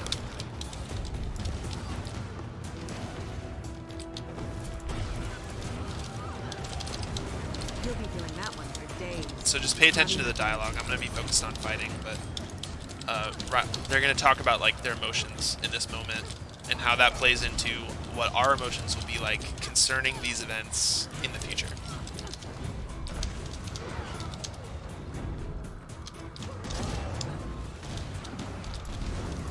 Dormat, Vanguard, you were just a tool. Can't you see? They No made... one made me. I made myself. I will never be unmade. If Cinder saw you now, she'd gut you. Your warbands sacrificed themselves for this? Right, so you see her drawing on that point, right, is the Warband sacrifice themselves for nothing, right? They sacrifice themselves so that Ryland could have this little ego trip with Bangar. And part of the reason that happened is because we orchestrated the parlay and didn't protect Cinder from Smoder. And tried to use her as bait, and then she ended up dead because we couldn't control the situation. And because we let the situation escalate by not being there and getting hurt at the end of Whisper in the Shadow in the Ice. I mean. Not enough energy. You're destroying yourself, Tom. You can still come back. My science is my turn. Like I take the advice of a short-sighted burnout who never had the steel to be Imperator. Or a dam who's content to live and die as nothing more than Bangar's shadow. You're nothing to me. Less than nothing! So we see Ryland's kind of... The emotions here are very high, and part of that, and like, we just feel like we were the catalyst to all this. Like, our presence gave the opportunity for all this drama.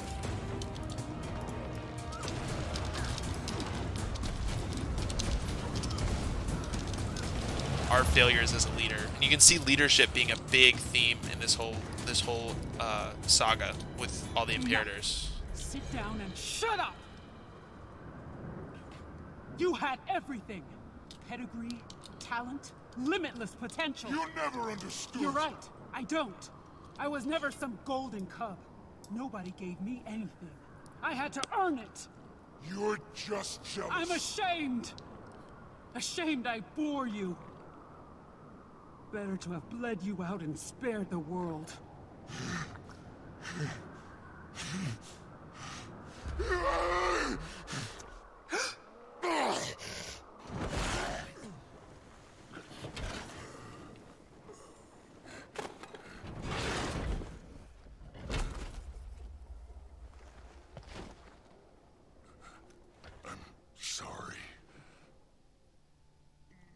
I'm sorry.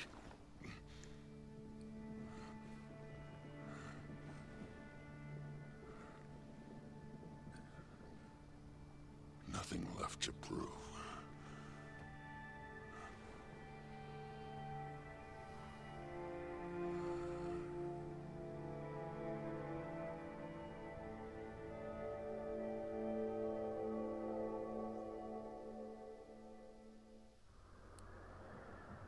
He gave Ryland every chance to do the right thing. Sometimes there is no right thing. Let's give them time. And remember that line, sometimes there is no right thing. That's kind of the thing, is the leadership decisions we made from this chapter, and we kind of understand this inherently, is like, there was no right thing. We tried to do our best, and we failed, right? We tried our best, we failed as leaders. Creature and Ritlock failed as parents despite their best efforts. We failed as champion of Aurene to move this forward. Aurene failed to intervene when she had the opportunity to.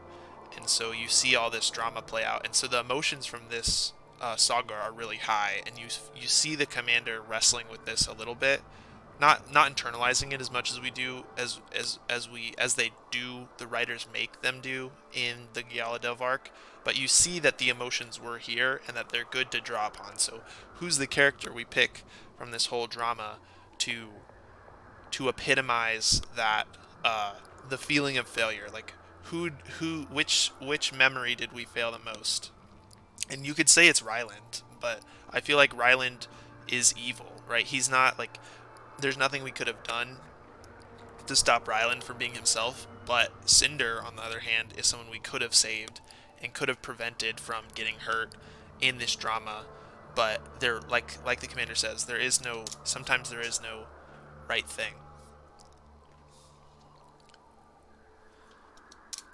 And so remember that as we go into the Scala Delvark and we hear the exchange between Cholmu and the commander. So we're gonna go do that now. We're gonna leave this instance by logging out, logging back in.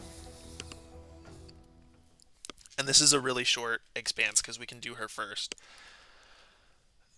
And so, right, so we have all of the context for Cinder, and I think we can all agree that if you don't know who Cinder is, you shouldn't be picking her for the Giala Delvark, right? You have a choice to pick between a bunch of characters. At this point, I don't think it's fair to say that Cinder isn't a character you should know about. She's brought up constantly in this chapter. In the Icebrood Saga, multiple chapters she's brought up. There are chapters I didn't even play where she exists in and is mentioned. And so I think that criticism of End of Dragons, the Giala Delve patches for End of Dragons isn't good. Cinder is a meaningful character that represents this, all the emotions from this time period. So what we're going to do is we're going to quit this chapter, and we're going to replay the start of What Lies Within.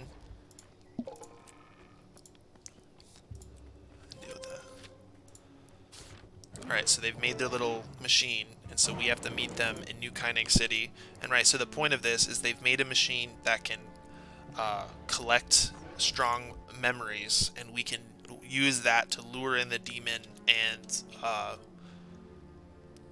they also powerful retaliatory abilities that we use. Creepy void voice. Alright, so we're gonna go do this instance. So it's gonna be this, then the Mytrin thing with Yao, and then we can go right into Cinder, and that'll be the end of this journey, and we can talk about, do we feel like they captured the sentiments from Icebrood Saga well enough? Like, was this a poignant I feel good. Exchange between us and Cholmu with Cinder as the catalyst? So we're gonna learn about this Recollector, which is a funny little play on words.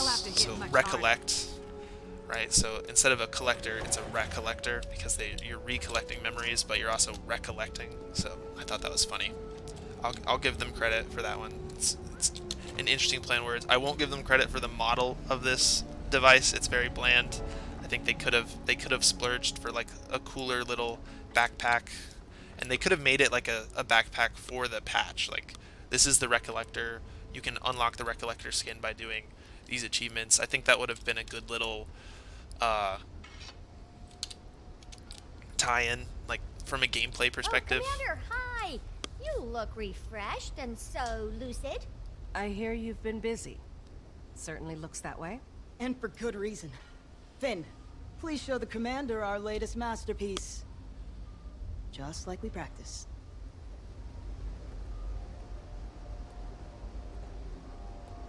Introducing the Recollector. Ta-da! I'm not sure I follow. That demon took a liking to you. After further analysis, it's clear why.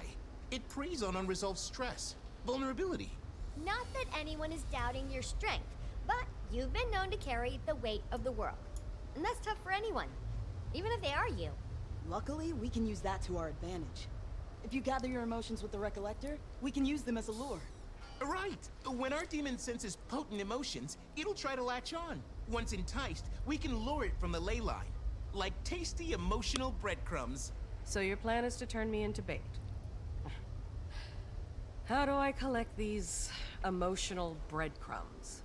You'll have to do some exploration, physically and emotionally. Places important to you should give strong responses. I know it's a lot, but we'll be there to help. And it'll be great prep for protecting your mind against further attacks. You'll have to forgive my lack of enthusiasm for all this. But I'll do what needs to be done. Alright, so do we understand the premise of this episode? Is we're using this Recollector to collect thoughts that we feel are emotionally potent and powerful to weaponize against the demons, and also in the process processing these emotions so that we can deal with the pain associated with them better. And so part of the role play of, right, because this is an MMORPG, right? It's a role playing game. We're playing as the character, the commander, is picking emotions that you as the player find powerful. So we get a list of 4 different people, and then they make us do my Trin, because that ties into the end of Dragon's Arc, where we do have to wrestle with our emotions about my Trin. And so she's an automatic pick for us. But then they make you choose 4 from a list of 4 others, and you get to pick 2 of them. And I think of that list, there are plenty that you can pick from that have meaning to the commander and represent powerful emotions that we experienced and powerful experiences that we had that could play into this the weight on our shoulders and be part of what's stressing us out and wearing us down emotionally and mentally. And so we're gonna go meet Yao on the docks. Well, I guess he's in there in front of the reactor.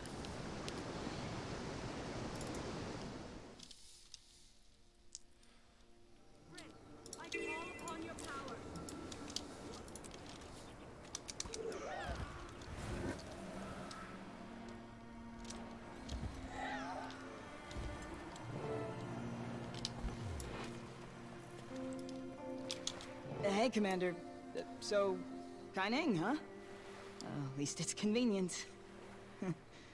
Yeah. Sorry, I don't mean to pry. I just...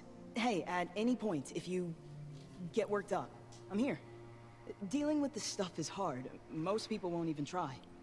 For what it's worth, I think it's pretty damn brave to do this. And yeah, I'll be here. That's all. Thank you, Yao. Suppose I should get started. And so what I think is good here is that they made this a personal journey. Like, we have friends there to be like supports with us, but that it's very specifically a personal journey. And I also think it's important to recognize that this isn't necessarily like a clinical mental health problem, right? Like, the ArenaNet's not trying to like put the commander into like a clinical, like diagnosable chronic mental illness condition box. And so I think a lot of people have some questions and concerns about how quickly the commander resolves a lot of their stress and emotions about these instances. But I think it's also important to remember that the commander as a character doesn't necessarily have these chronic mental struggles like PTSD or chronic depression, and so which would need to be combated by more consistent long-term care and maybe some maybe like medicinal care as well. And so it's important to remember that that's not necessarily what we're dealing with here. We're dealing just with emotions that any person could have, right? You and me could have. We don't necessarily have to have PTSD or chronic depression or an anxiety disorder to be dealing with this stuff. And so that's something I want people to keep in mind as well. So we're gonna recollect on my trend. So, and this says, no life is purely good or evil. Ultimately, we're the sum of our choices. And so the everything's not black and white theme comes back. And remember, from Icebrood Saga, we said that sometimes there is no right choice. Not everything's black and white. And also what I'm going to do here is I'm going to do the fishing one for this, even though the flowers is a little faster. Because there's a little thing in here that I like. So if you fish for my Trin and you bring the fish to her altar, it seems weird, right? But she's like a crazy cat lady, and remember from her apartment that she's got all the cats in her apartment. And so what I like to think of is, so when you get this fish, right, and you put it at her altar, you see this cat come up and like take the fish or like eat some of the fish, and I like to think that's like my Trin as a cat, you know, almost, or just like a callback to her like cat ladiness, that like even in her death, us reliving the memory of her is bringing the cat's joy and food and care. So here we put the fish down, and the little cat comes up, and you can't see it. It like fades in and out, but there is a cat that's supposed to come up and eat the fish, and you can see it just there for a second. Someone better.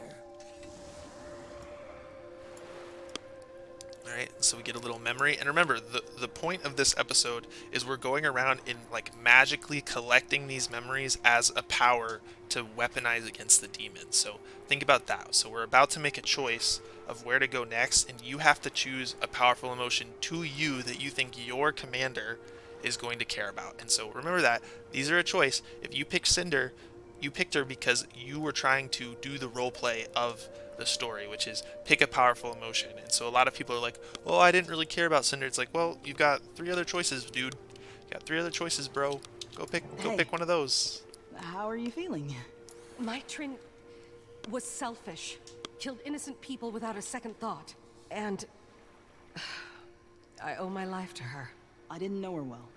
Our first real introduction was terrible.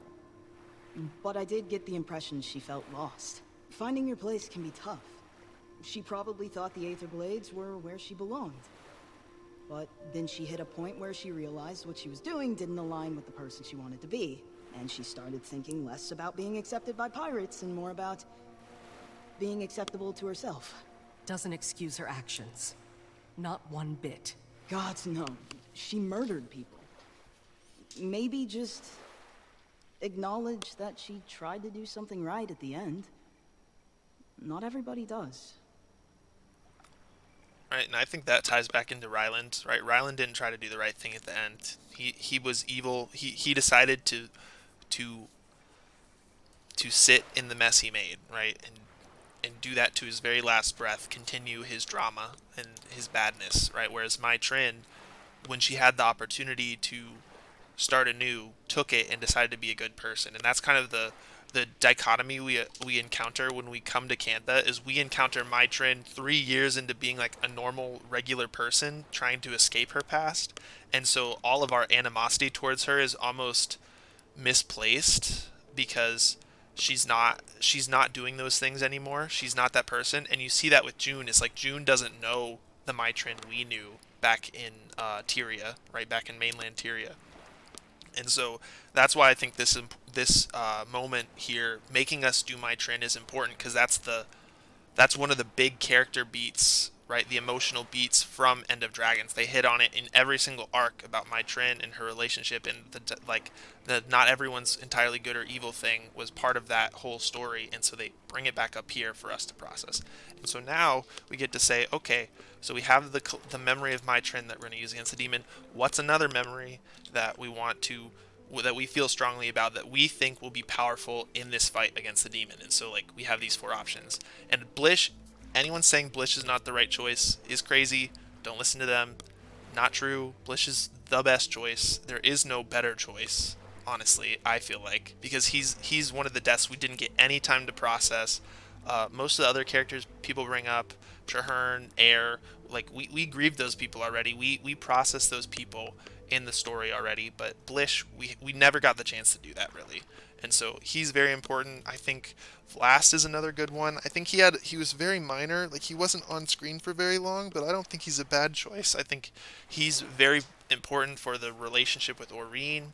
And then I think they also picked Aurene just as like that, like almost parental grieving is what people have brought up, and I also saw in my first playthrough of that Aurene chapter, is like grieving like who she was as a baby and how we no longer have that connection with her, that dynamic with her that we had, and how all of this journey from Heart of Thorns on has been with the egg and Aurene alongside us, and how she's no longer there as part of that journey with us in the same way that she was before. So we're going to pick Cinder here so that we can go look at that instance, and then remember, we just played through all the important stuff with her in Icebrood Saga. We can say, okay, was she a big enough character? Was the emotional beat connected enough to her? And I think, again, it is. She's brought up in every important instance as it relates to that emotional beat. Back in the day, we also conquered a god. Correction.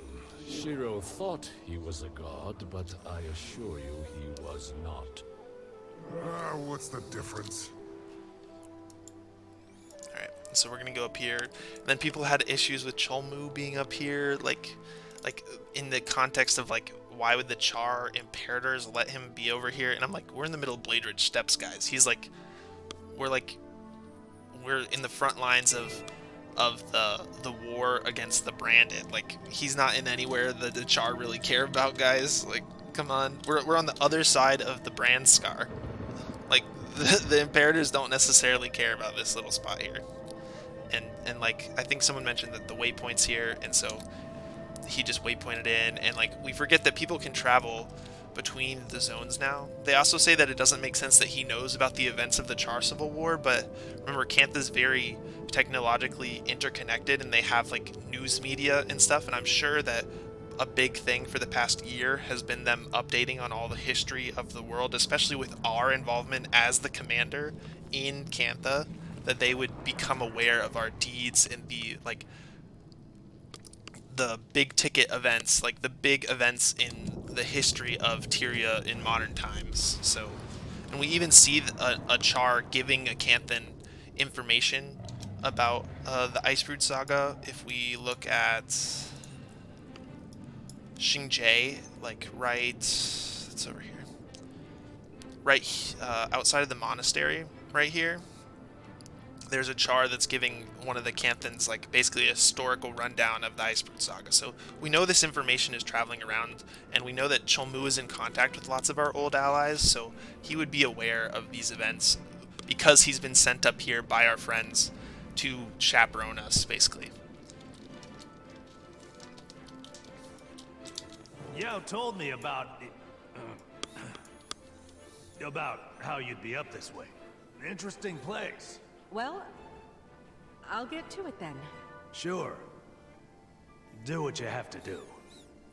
And people are saying Cholmu's not our friend, and I'm like, yeah, of course he isn't, and that's why the dialogue we have here portrays that. How he's, sorry, excuse me, he is, right, he's sent up here by Yao, basically, and we're like very like, we're like, well, I guess I'll just get to it then. Like, they've demonstrated the relationship between us and Cholmu as not being as friends. He's not our friend here. He's just up here as part of the people in this episode, again, chaperoning us because we helped him. It's like tit for tat. We helped him. Now he's going to help us with our little emotional journey. And so we're going to go through and talk to Cinder's old warband, the Shatter Warband, about her as a leader.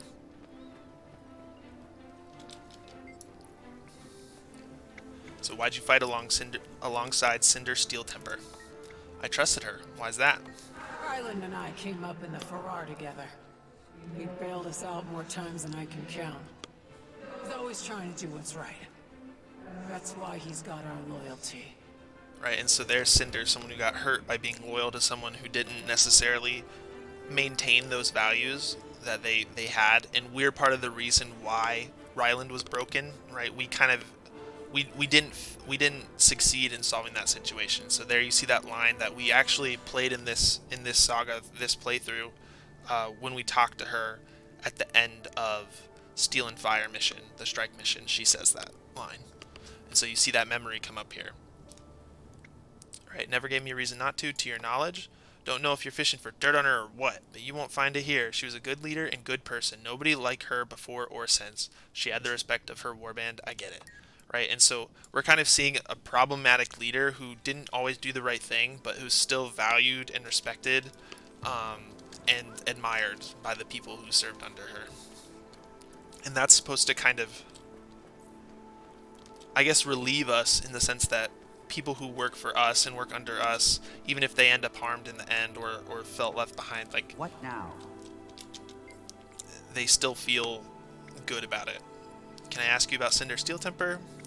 Wouldn't be around today if not for her. None of us would. She always put our safety before hers. Just who she was. You probably know the type. Suppose I do. And so that's like drawing into us. Like, do we know the type? Is that who we are as a leader? And suppose I do. Have to respect selflessness like that. Save it. I've learned plenty. Seen and done plenty. Old heads aren't the only ones fit to lead. And so that's the exchange she has with Ritlock when she's our prisoner, right? Is she says that line. Save it, I've learned plenty, seen and done plenty. Old heads aren't the only ones fit enough to lead. So it's part of being a young leader, how the young people can become good leaders and revolutionize the communities and people that they are coming up in and lead them to. They aren't to be ignored and put down for their age.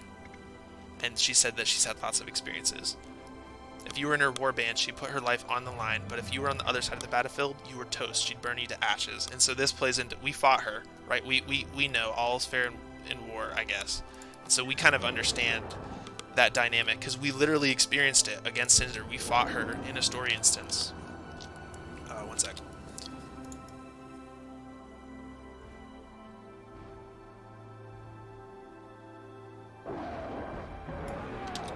Okay, and you can see the Shatterer over there, which is fun. Look at that. Perfect timing. We're not going to do it, but there's the Shatterer. So you can see why Cholmu being over here with the evil, nasty, branded demons isn't necessarily a problem. All right. Taito Shatterfang. Want to start something? Yeah, what do you want? What do you remember about Cinder Steeltemper? Strong as hell, for one. One thing, in battle, but also the way she did things. When she made up her mind about something, she was gonna see it through. Made me want to do the same. Perseverance is admirable, both on and off the battlefield. And so that's the last line that we heard from her after Smoter stabbed her in cold blood to prevent Ryland from agreeing to the parlay and from Cinder being released into his custody as a show of good faith to try to shift the allegiance of Ryland over to the Imperator's side. And so that's that line right there. Yeah, but it only gets you so far. Her biggest mistake was getting captured. Once you're in enemy hands, the show's over. The rules of war, you know, unfortunately I do. So right, there again, we were the enemy, right? We were the enemy in that situation. She got hurt because she was in our custody and we couldn't protect her, right? We failed to protect her, and that's why she died. And so that's why it's a powerful moment to draw upon for this Guyala Delvark, and why maybe some people's commander would view it as an important emotional beat to draw power from in order to attack and lure in a demon feasting on our fears and our powerful emotions. Alright, Vita Shatterhorn. You got something to say or what? Can I ask you about Cinder Steeltemper? She was sharp. Bloodstone Grace Beast. She was sharp, and not just in the Farrar. So this person must have grown up in the Farrar with her as well. Had this way of knowing what you needed before you even said anything. That's rare, especially from someone that young. But she'd seen a lot already. Battle is a way of aging you beyond your years. It just means we have to be better. The Steel Warband's earned its reputation, and we intend on keeping it.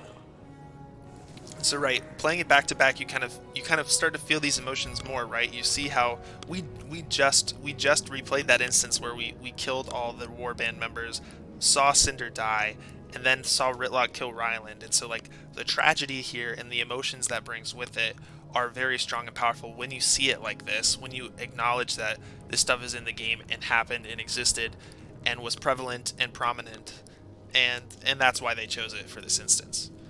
So does the company you keep. Ryland was a good soldier, but he made some bad calls, and Cinder went along with him. Look where it got her. Tragic, but sadly not uncommon, right? And so that's the sadness involved in this situation, is that Cinder was just following orders from someone she trusted and got hurt because of our failures as a leader and how we couldn't resolve everything, even though we were trying to make the right choices, right? If we scroll back up to what we say at the end of the instance with Krisha and Bram and Rytlock. Bram says he gave Ryland every chance to do the right thing, and then we say as the commander, sometimes there is no right thing. Let's give them time, right? So sometimes there is no right thing. We tried our best and failed, and so Cholmu is going to hit on that instance now as someone who has tried to be a leader and failed. Remember, he's not just the leader of the gang, the Jade Brotherhood. He was also the co-founder of Zhonlai Jade with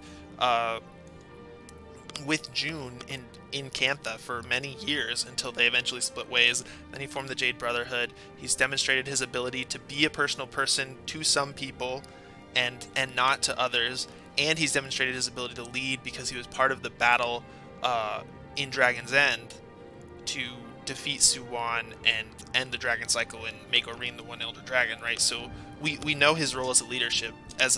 He's not just a gang member, right? I think a lot of people have tried to portray him as like just this random gang member that doesn't have any business being here and talking to us, but I don't think that's a fair assessment of his character. I think that's an I thought the Luxons and Kurziks didn't get along. An under-reading seem of... pretty friendly. Oh, and they're gonna keep it talking. wasn't always this. This is a long instance of After we talking, awoke so... in the mists, Archimedes was angry. It took a long time for him to accept death, but we did what There we go. Okay, thank you.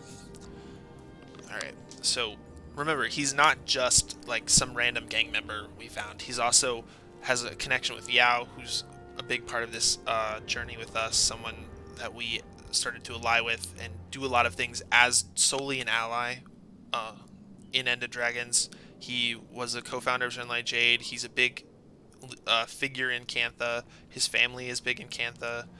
He's very big in the Gala Delve instance, and right, because the Brotherhood are the faction that is omnipresent in that zone. Like, they're the people struggling the most in this situation, and so his role as a leader is also something touched upon by the devs by including him here, and you're going to see him play into our role as a leader versus his role as a leader and draw comparisons to that and try to make us feel better by his experience and being like, look, I failed as a leader so many times too. You just got to realize you can't always win the day. And so he's going to explain that to us. You look shaken up. I'm tired.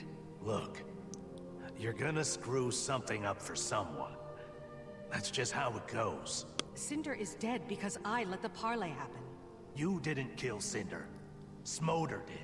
All you can do is look out for those counting on you and choose what you believe is right. Cinder was on the wrong side.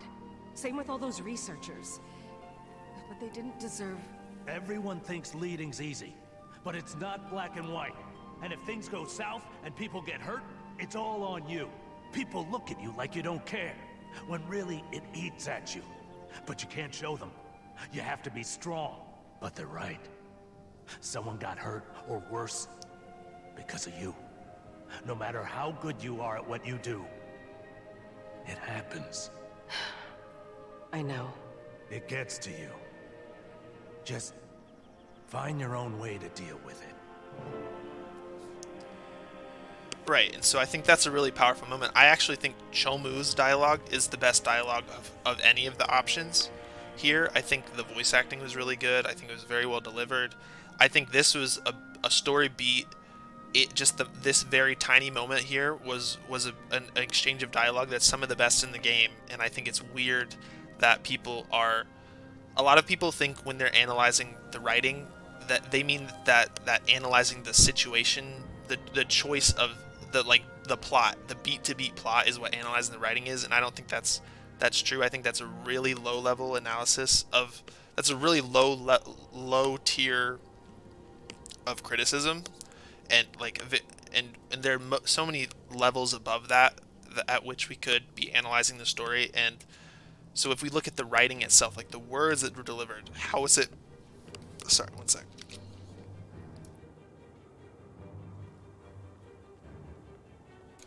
Right, the words that were spoken, how are they delivered? What's the sentiment behind it? Did it match the emotions we should be feeling for these characters in this moment? And I think ArenaNet did a really good job with this particular beat. It was actually my favorite exchange, I think.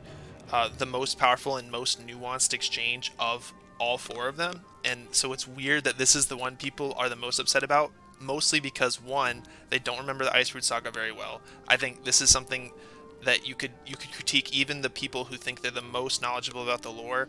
They walked up and were like, who's Cinder? And it's just like, well, if you don't know who Cinder is, we probably shouldn't be criticizing the writers as not knowing what they're talking about, because Cinder, like we just demonstrated, is a very big character from the Icebrood Saga, very prevalent, very prominent, very important to the emotional beats that happened all through those chapters. And so I think that's not a valid criticism. I also think that again, I think we have to think about the actual... We can't just criticize at the plot level, like the situation level, right? What's the situation? Do we like the scenario that we got, right? Because a lot of people are like, ooh, I would have rather done this or this scenario or this scenario. And I think that's a really low-level analysis, and I think I think the game deserves to be analyzed at a higher tier than that. And so I think this story beat was good. And the last thing I'll say is that remember that Cholmu didn't know about this just randomly. It's because we told Yao who we were going to deal with next. We were like, oh, I want to go deal with Cinder in the Bladridge Steppes. And so our whole friend group prepped Cholmu for this moment. So he knew about Smoter, he knew about Cinder. They told him about all this stuff because they all knew about it, and that's why he knows. Alright, so I don't think that's a valid criticism either. And again, I'll let other people be the judge of that, but though I'd prefer it if you called me by my full title. Hold on. Let them talk. Apologies, most revered Saint Victor of Tuhilta. This is what you get when you play Revenant. You just get people talking in your head all the time. But anyway, so yeah, so that's just I just want to do a comprehensive playthrough of the chapters that featured Cinder, and then juxtapose them to this Guyala delve moment featuring Cinder, and explain like my point of view on it, and hopefully that helps other people take a step back from their criticism and see the bigger picture and understand, hey, maybe there's something that I don't remember about this chapter, which is why it's important. Hey, maybe there's a dynamic here that I'm not comprehending. Hey, maybe there's more thinking I need to do about the situation, or maybe your criticism is justified. It just needs to be expressed at a higher level, because saying things like, I didn't like the situation because I would have rather had this situation, it's just like, it's too low level. It's not like, there's no value to it. The writers can't do anything with that information because it's just so ambiguous. It's just so ethereal and just non-constructive, and especially if we're gonna voice that in anger, it doesn't do anything. So I just wanted to come through, play all the chapters with Cinder, replay this Guyala Delve instance, and just have this as like a big a piece of content, right? Just the content packaged in a way where we can understand, hey, maybe Cinder was important. Hey, maybe Cholmu was the right choice here as a person to be here in this moment. And hey, maybe this was actually one of the better of the 4 options we had to pick from in terms of the memory to revisit and the emotions it talked about and the nuance of the situation here. And so, yep, that's pretty much all I wanted to do. I just wanted to do that, give my do some crisis management, kind of push back as a member of the community against some of these criticisms, and just be like, hey, maybe we could do some more due diligence in understanding why this was chosen for this moment and whether or not it was good, because I don't think that's being done by a lot of people. I think a lot of the criticisms were based in, again, just not understanding, not remembering the content. It's been a while since Icebrood Saga happened, and again, like I said multiple times in this this 2-part thing, that a lot of people played Icebrood Saga, that chapter specifically, with Cinder, with no voice acting, and so it can kind of prevent her existence from registering in our mind as much. I also think even just the name Cinder isn't very memorable. Like, it's not as much of a name, like, because it's a thing. Like, cinders are a real thing. Like Cinder is a word already. The name doesn't register as much as our head, and so when people read Cinder, they didn't know who I was talking about. But I do think she's a prominent character. I think there were a lot of emotions tied to her existence as a character in Icebrood Saga, and again, she was in that cutscene, that pivotal cutscene with Ryland, where the tables turned and things went awry. And so I just wanted to package that content and be a voice to guide people through that experience and explain some things. And maybe it's all nonsense. Maybe I'm the only person who will understand any of it, but that's okay. I just wanted to try, just off the cuff. I didn't write any notes for this. I just kind of played through it and tried to see, does this resonate to me? And I think it really does. I think if you had asked me when I played through this the first time, did Cinder resonate with me more than the others, and I would have said no. But now, having played through it all together, I think this was probably the most nuanced of the 4. When I think about it, I think this was my favorite one. I think the Cholmu line was very, very, very good, and I think this was my favorite little beat, even if I think the Blish beat is more powerful. The emotions tied to Blish are probably more powerful. But yeah. Anyway, okay, that's all I wanted to say. No one's gonna watch this, but it's okay. I'll just make it for myself. But Later, bye. Feel free to leave your comments, respectful comments, no one dissing people and stuff. Try not to do that. Doesn't help anybody. But, yep, later.